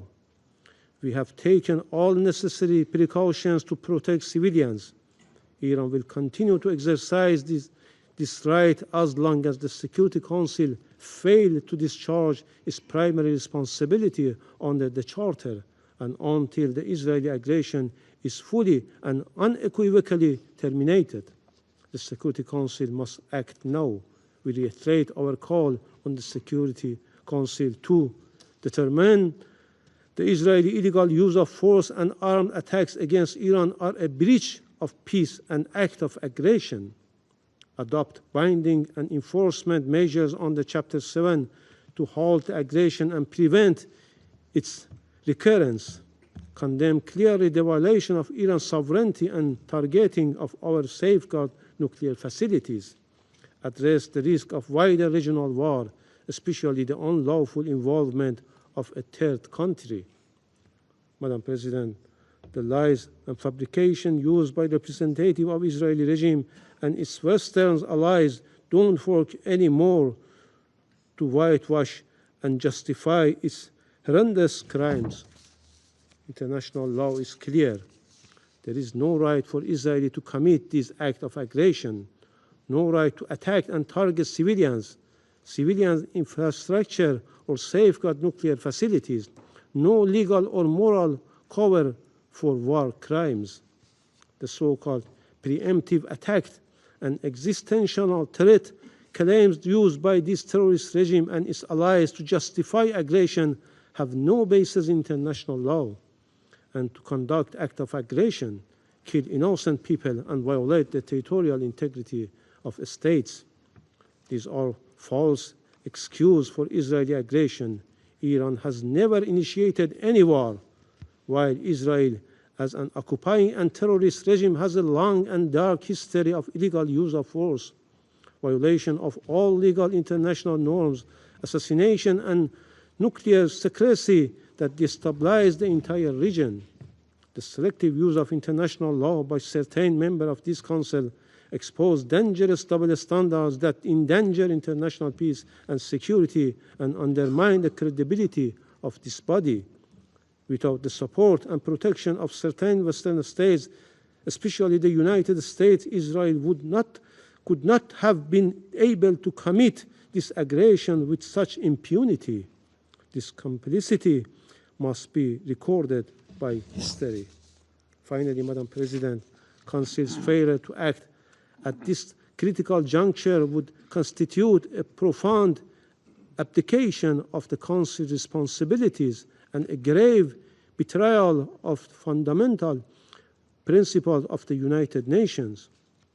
Inaction will embolden the aggressor, undermine international law, and send a message of dangerous impunity to the world. Thank you, Madam President. I thank the representative of the Islamic Republic of Iran for his statement, and I give the floor now to the representative of Israel. Madam President, I would like to thank the Secretary General, USG De Carlo, and Director General Grossi for your remarks. Madam President, before I begin my remarks, I must address the representative of the Islamic regime in Iran, Mr. Iravani. How dare you? How dare you write 5 letters in the last week, come before this Council, demand a session, and ask the international community for sympathy? How dare you ask the international community to protect you from the consequences of your own genocidal agenda? Have you no shame?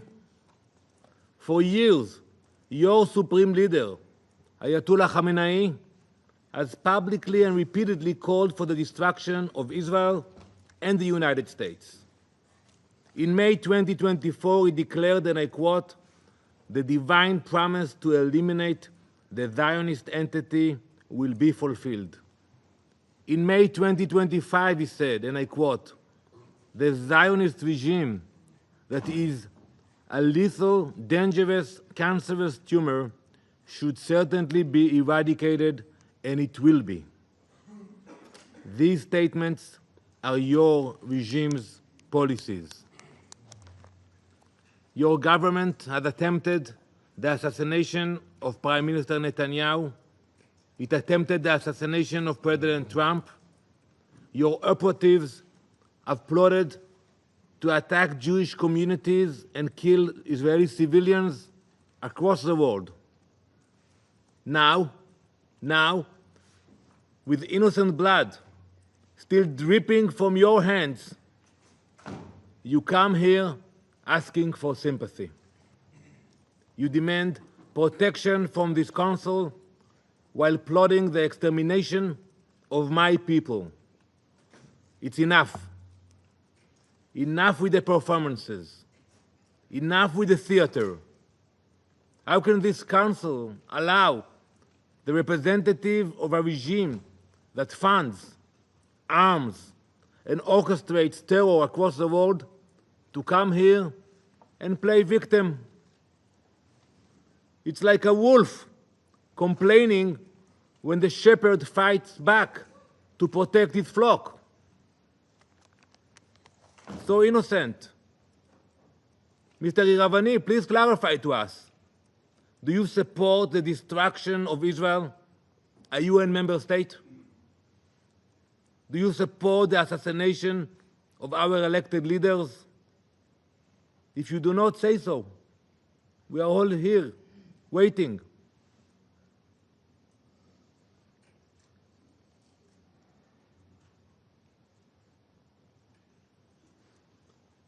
This Council should put an end to this charade, once and for all. Mr. Iravani, you are not a victim. You are not even a diplomat. You are a wolf pretending to be a diplomat. and we are done pretending otherwise.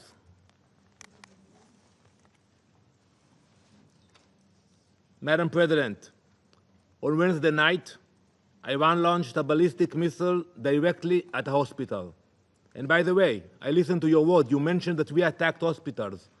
I ask you to provide a list of the hospitals that Israel attacked in Iran.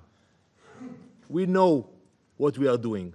If we attacked hospitals, show us the locations, show us the names and the list. Iran launched a ballistic missile directly at a hospital, Soroka Medical Center in Beersheba, the largest hospital in southern Israel. It was struck by a precision-guided missile fired by the Islamic Republic of Iran. This hospital serves over 1 million people, Jews, Muslims, Christians, Druze, Bedouin. It is a vital provider of emergency and trauma care. Iran hit it in purpose. There was no military bases around, no mistakes, leaving those million people with severely reduced access to medical service. This was not a misfire. This was not a mistake. Iran has proven its ability to strike strategic targets with accuracy. This was a deliberate act. It is a blatant violation of international law, a war crime, and a calculated attempt to murder the most vulnerable. Let this Council understand what that missile really signified, that no one is safe, that if Iran will target a hospital with a ballistic missile, it will target anyone, anywhere, with anything they have. Today, it was Beersheba. Tomorrow, it could be Brussels. Soon, it could be Boston. Iran is rapidly expanding its ballistic missile arsenal. Today, its longest-range missiles can travel over 2,000 kilometers. That already puts Eastern Europe in range. But Iran is not stopping there. Iran is developing missiles with a range of over 4,000 kilometers. That would place every European capital, London, Paris, Berlin, Rome, within striking distance. And when that milestone reaches, what comes next? New York, Washington, the US entire East Coast. Before Israel took action, that reality was approaching faster than you could imagine. Council members, do you believe that such a regime will hesitate to threaten entire populations with nuclear-armed missiles? Can you guarantee? Especially a regime which chants death to America, death to England, death to Israel, and so many others. Because that is where the world was heading. Israel is stopping it. Iran has already enriched uranium to near weapons-grade levels. It cannot be denied. We saw the reports. It has built deep underground facilities designed to survive bunker-busting bombs. It has advanced missile delivery systems. And it has lied to the IAEA and the world at every step.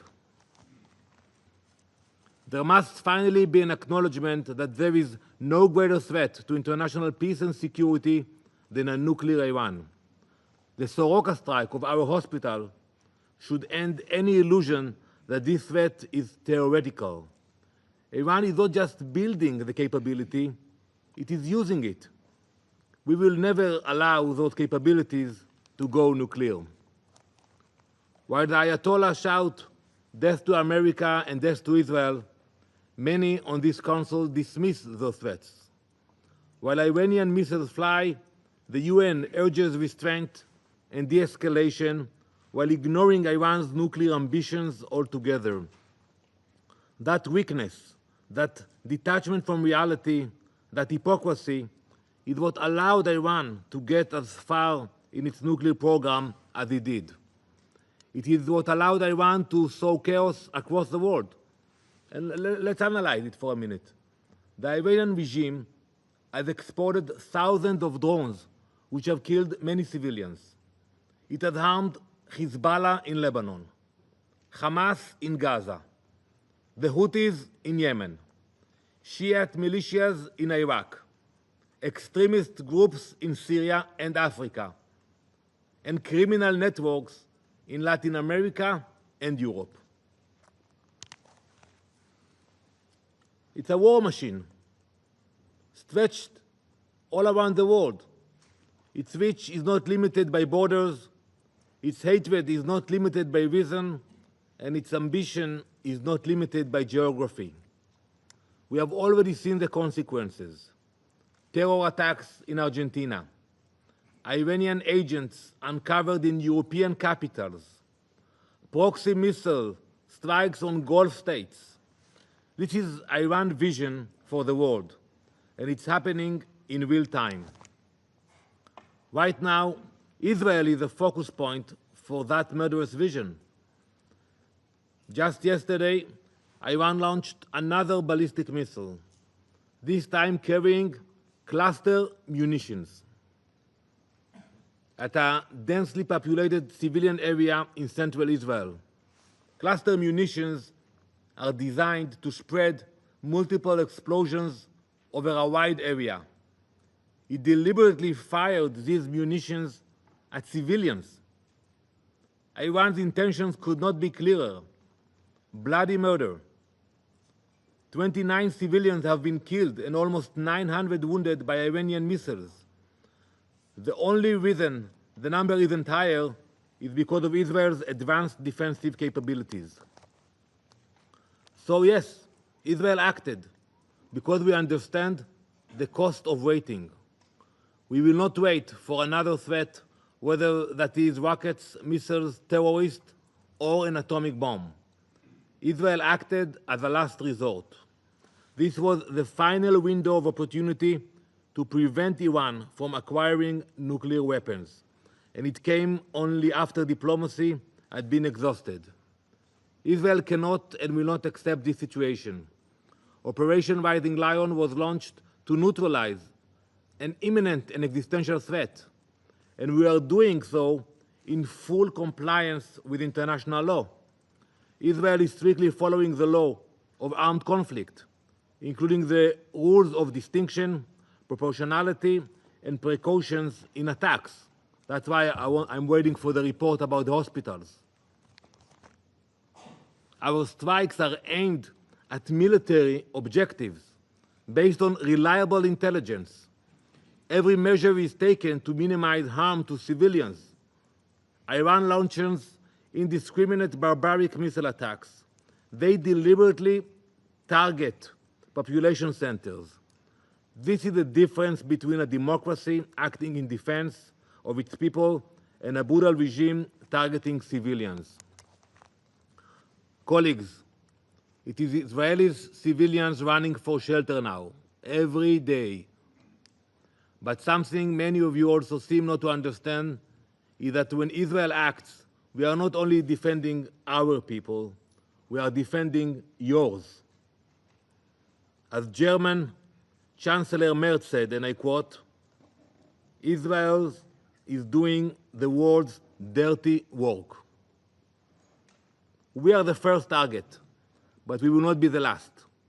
We are holding the line between civilization and genocidal jihadist imperialism. Iran doesn't just want to destroy Israel. It wants to remake the world order. One missile, one terror proxy, one destroyed hospital at a time. So no, we do not apologize for defending ourselves. We do not apologize for striking Iran's nuclear facilities. We do not apologize for neutralizing the threat, because while some here raise their voices when Israel strikes a ballistic missile site, they fall silent when Iran strikes a surgical wound. Some condemn us for destroying a drone factory, but say nothing when Iran hits a residential building. That is not balance. That is moral collapse. We are doing what this Council should have done long ago. We are acting where the international community hesitated. We are stopping a threat that endangered the entire world. Though our homes, our families, and our children are under threat, we will not stop. Not until Iran's nuclear threat is dismantled. Not until its war machine is disarmed. Not until our people and yours are safe. This is not just Israel's fight.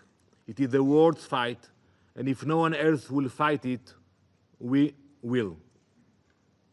Thank you, Madam President. I thank the representative of Israel for his statement. I wish to take this opportunity to remind all speakers that this is a formal meeting of the Council, and as such, the need to ensure the proper decorum and proper language. We should always aim to refrain from personal attacks. I now give the floor to the representative of Iraq. شكرا جزيلا السيدة الرئيس ونعرف. Thank you, Madam President. We express our appreciation for the presence of the Secretary General and for calling to contain this crisis and his call for return to renegotiations and his awareness of its consequences. We also extend our thanks to the Under-Secretary General and the Director General of the IAEA for their briefings. I would like to express the appreciation of the Republic of Iraq for the efforts of the Security Council in following the dangerous developments in the Middle East, which is witnessing an unprecedented escalation owing to the continued Israeli attacks on the Islamic Republic of Iran and their repercussions on regional and international security. Iraq strongly condemns the unjustified Israeli attacks against the Islamic Republic of Iran and the repeated Israeli violations of the sovereignty of states, especially the violations of the Iraqi airspace to launch an aggression against neighboring Iran. These actions constitute a blatant violation of the principles of the UN Charter and international law, and a flagrant assault and unlawful use of the airspace of a sovereign state to carry out hostilities against another neighboring UN member state. These actions have exacerbated instability in the region and exposed its security to serious risks.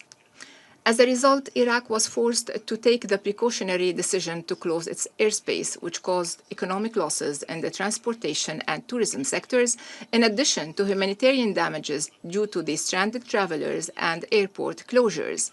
We reaffirm our categorical rejection of any violation of Iraqi sovereignty. We call for an immediate end to these unacceptable breaches. We will not allow Iraq to become a battleground for settling regional or international scores. In this context, the government of the Republic of Iraq has submitted an official complaint to the Presidency of the Security Council on the 13th of June, outlining the details of this violation. Madam President, shortly before the convening of this session, 50 Israeli warplanes have violated our airspaces and our territorial integrity. They were coming from the Syrian-Jordanian borders. 20 airplanes started, followed by 30 airplanes heading to the south of Iraq, and they flew over Al-Basra, Najaf, and Karbala cities. These violations are violations of international law and the UN Charter. They violate the sovereignty of Iraq. They also constitute a threat to the sacred sites and regions, which might cause strong popular reactions considering the importance of these holy sites for our peoples. Madam President, Iraq has repeatedly warned since the beginning of the war on the Gaza Strip. It has repeatedly warned of the consequences of the continuation of this war and the expansion of the conflict, which fuels regional tensions and endangers regional and international peace and security. No measures have been taken so far to stop this war or to alleviate the suffering of the Palestinian people. This has emboldened the Israeli occupation forces to commit more crimes and attempt to expand the war and escalated, dragging the region into a regional conflict. This is what we had warned against. We reaffirm today that the continued Israeli aggression against the Republic of Iran threatens to turn the region into a full-scale conflict zone with catastrophic consequences for the peoples of the region, for international waterways, their closure, and the impact this might have on energy markets and the global economy. The continuation and geographical expansion of the war or the involvement of new actors in this war all threaten to turn it into a comprehensive regional conflict that jeopardizes the stability of the entire region and will have dire consequences for all the peoples of the region, including countries that were not part of the direct conflict. The situation becomes even more serious since this is not the first time the Security Council convenes to discuss military actions carried out by the Israeli entity against sovereign states and their nuclear facilities. We all clearly remember the Council's resolution 487 of 1981 and the report of the Board of Governors of the IAEA, which then described the Israeli action as a blow to the comprehensive safeguards system of the IAEA and to the non-proliferation regime, adding that Israel should subject its nuclear facilities to the safeguards regime and to accede to the NPT in order to create a zone free from nuclear weapons and all weapons of mass destruction in the Middle East. The current violations also coincide with ongoing diplomatic negotiation tracks. The current military escalation deals a severe blow to all political efforts and returns the region to the brink of confrontation at a time when we are all in dire need of promoting dialogue and reason. We encourage the IAEA to fulfill its technical mandate. Madam President, Iraq, in its capacity as president of the Arab League Summit, continues its regional and international diplomatic efforts. It has called for an emergency meeting of Arab foreign ministers to coordinate positions.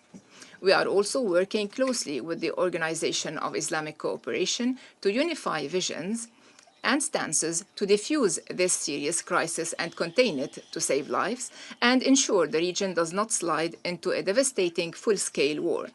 We must also avoid the consequences arising from the repeated targeting of nuclear facilities, which could lead to catastrophic radioactive leaks that go beyond the borders of the targeted state and pose a long-term direct threat to human life and the environment in neighboring countries, including Iraq. In conclusion, Madam President, Iraq calls on the Security Council to shoulder its responsibilities in maintaining peace and security and doing the following. 1. Take urgent action to demand an immediate ceasefire and prevent any further escalation, sparing the region more destruction and instability. 2.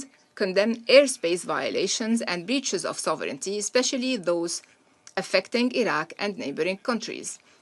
3. Support the diplomatic path to end the crisis and avoid any actions that worsen the situation, to return to the negotiating table and activate international mediation mechanisms. 4, to protect nuclear facilities and civilian infrastructure and warn against their use in conflicts. And 5, to prevent any escalation that could disrupt international maritime navigation, air transport, and energy supply lines to avoid a global energy crisis. Thank you, Madam President.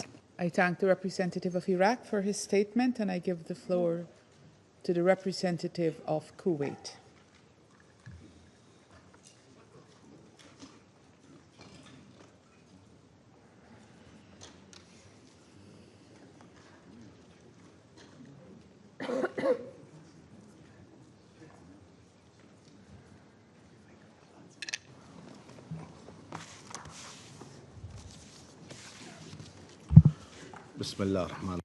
In the name of God, the merciful, the compassionate, Madam President, Excellencies, allow me at the outset to welcome the Secretary General and UN officials for taking part in this meeting.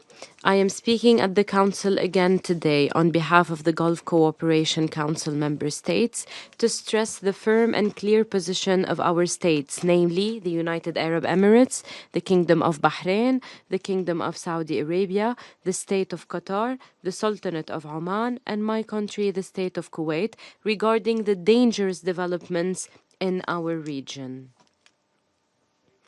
Madam President, our group renews its condemnation of the Israeli attacks on the Islamic Republic of Iran and its nuclear facilities. We stress that these attacks have dangerous repercussions on the security and stability of our region. They are a blatant violation of the principles of international law and the UN Charter, and they thwart international efforts to achieve peace and de-escalation.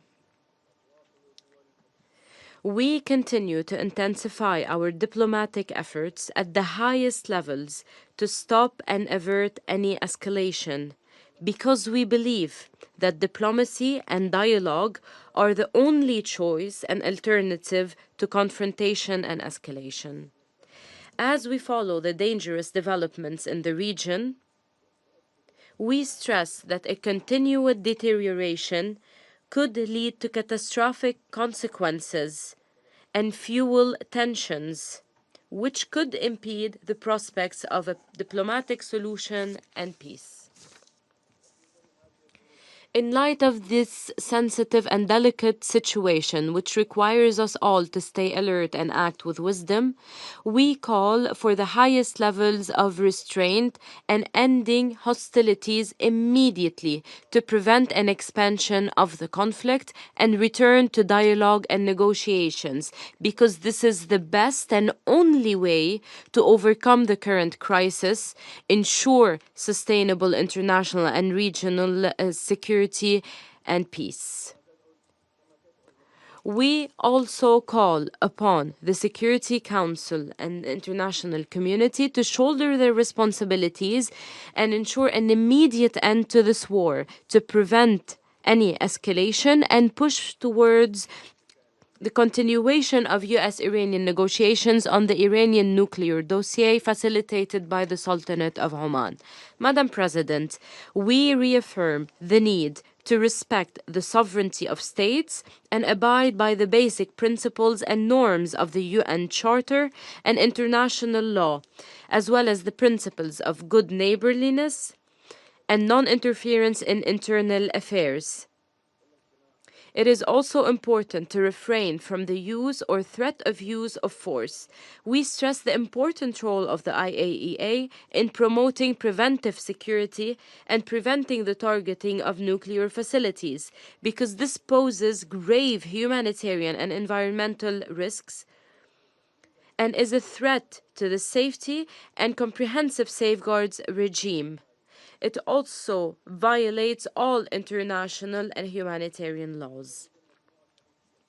In this vein, we stress the need to protect maritime security and maritime corridors in the region and address activities that threaten the security and stability of the region and the world, including the targeting of commercial ships and threatening shipping lanes and international trade, as well as oil facilities in the GCC countries. In conclusion, we urge the international community and the Security Council specifically to take swift and effective action to contain this crisis and support diplomatic dialogue in order to protect the safety and security of the peoples of the region and prevent further escalation. Thank you, Madam President. I thank the representative of Kuwait for his statement, and I now give the floor to the representative of the Bolivarian Republic of Venezuela. Señora Presidenta. Madam Chair, the Bolivarian Republic of Venezuela has the honor to take the floor on behalf of the group of friends in defense of the United Nations Charter.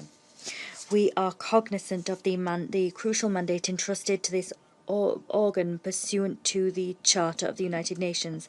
At the same time, we reiterate our unwavering solidarity with the people and government of the Islamic Republic of Iran in these difficult times. Madam President, in response to the heinous attack perpetrated by Israel against the Islamic Republic of Iran, which was initiated on the 13th of June 2025, the member states of the Group of Friends in Defense of the United Nations Charter issued a special communiqué on the 14th of June 2025. That communiqué saw them express their unequivocal condemnation and the most fervent possible repudiation of large-scale attacks that today continue to be perpetrated against many sites in Iran.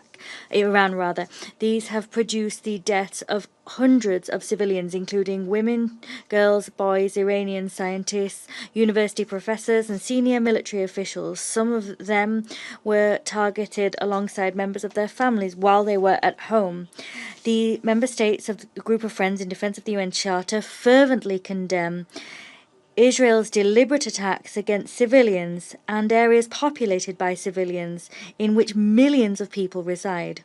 We underscore that persistent, systematic and widespread attacks as conducted against women, girls and boys, the infliction of grave bodily harm and military attacks against residential areas, civilian objects and property by Israel throughout the region, including their recent attacks against the Islamic Republic of Iran, lay bare once again Israel's absolute disregard for any law or norm and the premeditated nature of these brutal crimes. Moreover, we condemn the deliberate attacks against senior officials and Iranian scientists. Moreover, we denounce Israel's attacks against the Natanz nuclear facility, one of the Iranian sites which operates under the safeguards and full oversight of the International Atomic Energy Agency. Against this backdrop, we member states express our grave concern at the fact that these brutal attacks and the damage resulting therefrom pose considerable risks regarding the release of radioactive material. That is a grave threat to the civilian population and the environment. At the same time, we express our concern at the fact that Israeli attacks continue to imperil civil aviation security in the region. Madam President, the Group of Friends in Defense of the United Nations Charter underscores that these reprehensible attacks constitute a flagrant violation of the United Nations Charter, as well as of the fundamental principles of international law. These include sovereignty, territorial integrity, and the prohibition of the threat or use of force against the territorial integrity of states. These attacks also run counter to international human rights law and gravely violate fundamental rights, including the right to life and the right to health. What's more, these atrocious attacks constitute a flagrant violation of Article 2.4 of the United Nations Charter, inter alia.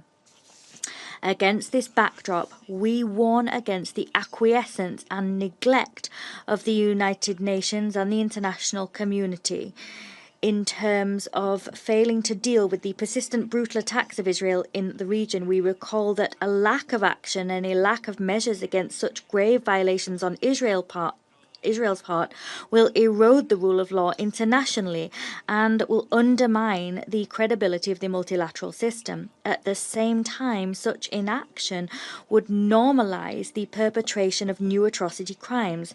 That is something which is undoubtedly clearly unacceptable. We underscore that such flagrant violations of the United Nations Charter and the continued brutal attacks waged by Israel which constitute threats to regional and international peace and security must be condemned unequivocally by all of us, including by this Security Council. In this connection, we also underline that the use of double standards and selectivity in defending the principles of international law, including the principle of the prohibition of use or threat of use of force, would only undermine the integrity and purposes of the United Nations Charter. That would set a dangerous precedent for the violation of laws. Madam President, the Group of Friends in Defence of the Charter moreover underscores the fact that the Secretary General has a responsibility to defend the purposes and principles of the United Nations Charter. He must reject the deliberate and flagrant use of force against the Islamic Republic of Iran. The Director General of the IAEA also has a responsibility to promote the security and protection of nuclear facilities and to preserve the integrity of the IAEA's mandate. As such, he must denounce Israel's attacks against peaceful nuclear facilities in Iran. The Group of Friends in Defence of the United Nations Charter expresses its grave concern at the continued crimes committed by Israel, crimes committed to provoke and unleash conflicts in the Middle East. This has been demonstrated by their reiterated and grave violations of international law, together with their provocations and violations of countries in the region. These are events that demonstrate Israel's intention to exacerbate tensions on the ground and the fact that they are responsible for the consequences arising therefrom. To conclude, we wish to emphasize that it is incumbent upon all states pursuant to international law to refrain from providing aid or deliberate assistance to Israel in order to brutally perpetrate atrocity crimes against the Islamic Republic of Iran or any other nation of the region. At the same time, we point to the inherent right of the Islamic Republic of Iran to self-defense, this pursuant to international law. And we also point to the urgent need for the international community to demand that Israel be held accountable for all of their crimes against the Palestinian people and the region as a whole.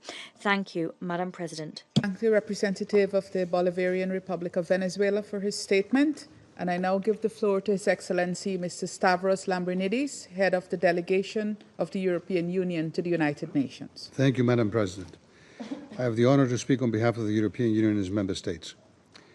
Madam President, we expressed from the day one our deepest concern at the dangerous escalation that threatens to destabilize the Middle East following Israeli strikes on Iran and Iran's response. Today, we reiterate a strong commitment to regional security, including the security of the State of Israel, and call on all sides to abide by international law, show restraint, and refrain from taking further steps which could lead to serious consequences such as potential radioactive release. The European Union has always been clear that Iran must never be allowed to acquire a nuclear weapon and is concerned about the IAEA's recent report, based on which the IAEA Board of Governors found Iran in non-compliance with its legally binding nuclear safeguards obligations under the NPT.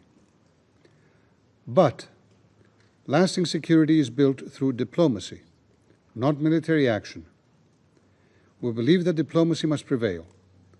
The EU spares no effort to reduce tensions and to find a lasting solution to the Iranian nuclear issue, which can only be through a negotiated deal. Madam President, we, both EU member state ministers and the EU High Representative, have taken numerous bilateral contacts since the start of the conflict with all stakeholders, including phone conversations with our Iranian counterparts, to call on Iran to take decisive steps to return to negotiations and pave the way for a diplomatic solution. In this vein, the High Representative and the E3 ministers are meeting as we speak in Geneva the Iranian Minister of Foreign Affairs. The meeting began this afternoon and it is ongoing. We will continue to engage for de-escalation and in view of a lasting solution, we can be the only solution bringing peace and hope to the region. Thank you.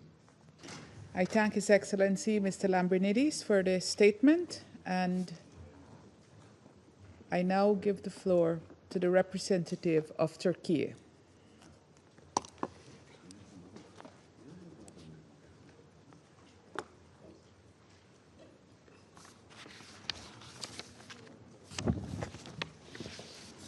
Thank you, Madam President. I would like to thank Secretary General for his sincere and guiding statement.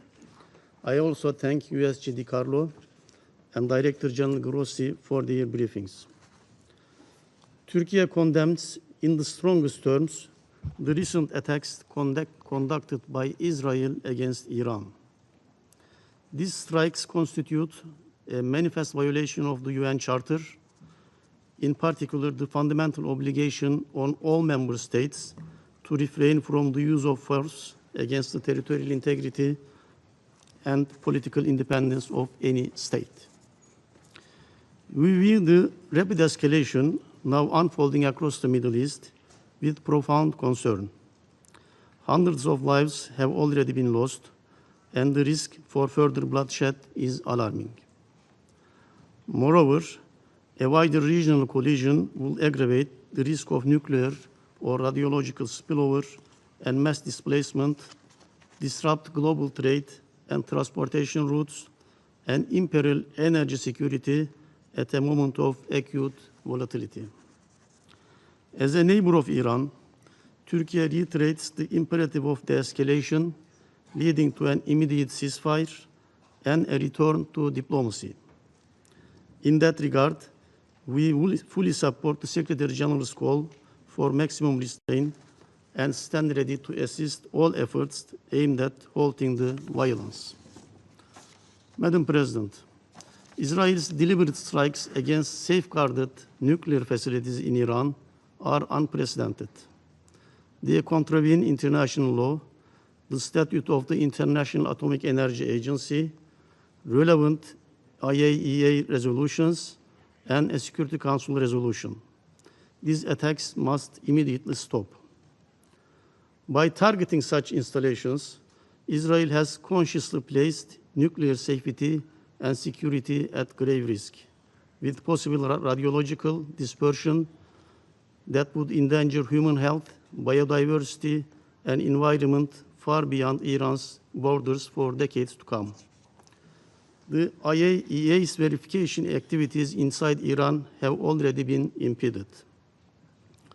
It is also deeply troubling that a non-NPT state, which maintains deliberate opacity regarding its own nuclear capabilities, is attacking the nuclear infrastructure of an NPT state under safeguards. This recklessness strikes at the heart of the global non-proliferation regime, compelling all of us to reflect upon its wider repercussions. The international community, especially this august body, must therefore unite in urging Israel to accede to the Treaty of Non-Proliferation of Nuclear Weapons as a non-nuclear weapons state and to accept robust IAEA verification. At the same time, concerns regarding aspects of Iran's nuclear program should be resolved through dialogue and strengthened cooperation between Iran and the agency. Turkey has consistently underscored that a diplomatic process remains the only viable route to settle the nuclear dispute and has supported and facilitated efforts toward that end. We continue to believe that diplomacy is the sole sensible path forward, and we call on all actors in a position to do so to exert their utmost efforts in this direction. Madam President, beyond the immediate nuclear risks, the security ramifications of this conflict are extensive. Energy security, which is inseparable from the national security, is now under severe threat. Strikes in one of the world's most sensitive regions for oil trade risk supply shortages and extreme price volatility, while the resulting uncertainties undermine long-term investments in vital infrastructure in the region. Hostilities have already disrupted sustainable transport, pushing up container and shipping costs and straining global supply chains. The destruction of urban areas and the natural environment further threatens biodiversity and jeopardizes regional and global sustainable development objectives. Madam President, we must not allow the crisis in Gaza to fade from the international agenda in the shadow of these latest events. Israel's assault on Iran cannot obscure the ongoing crimes being committed against the Palestinian people.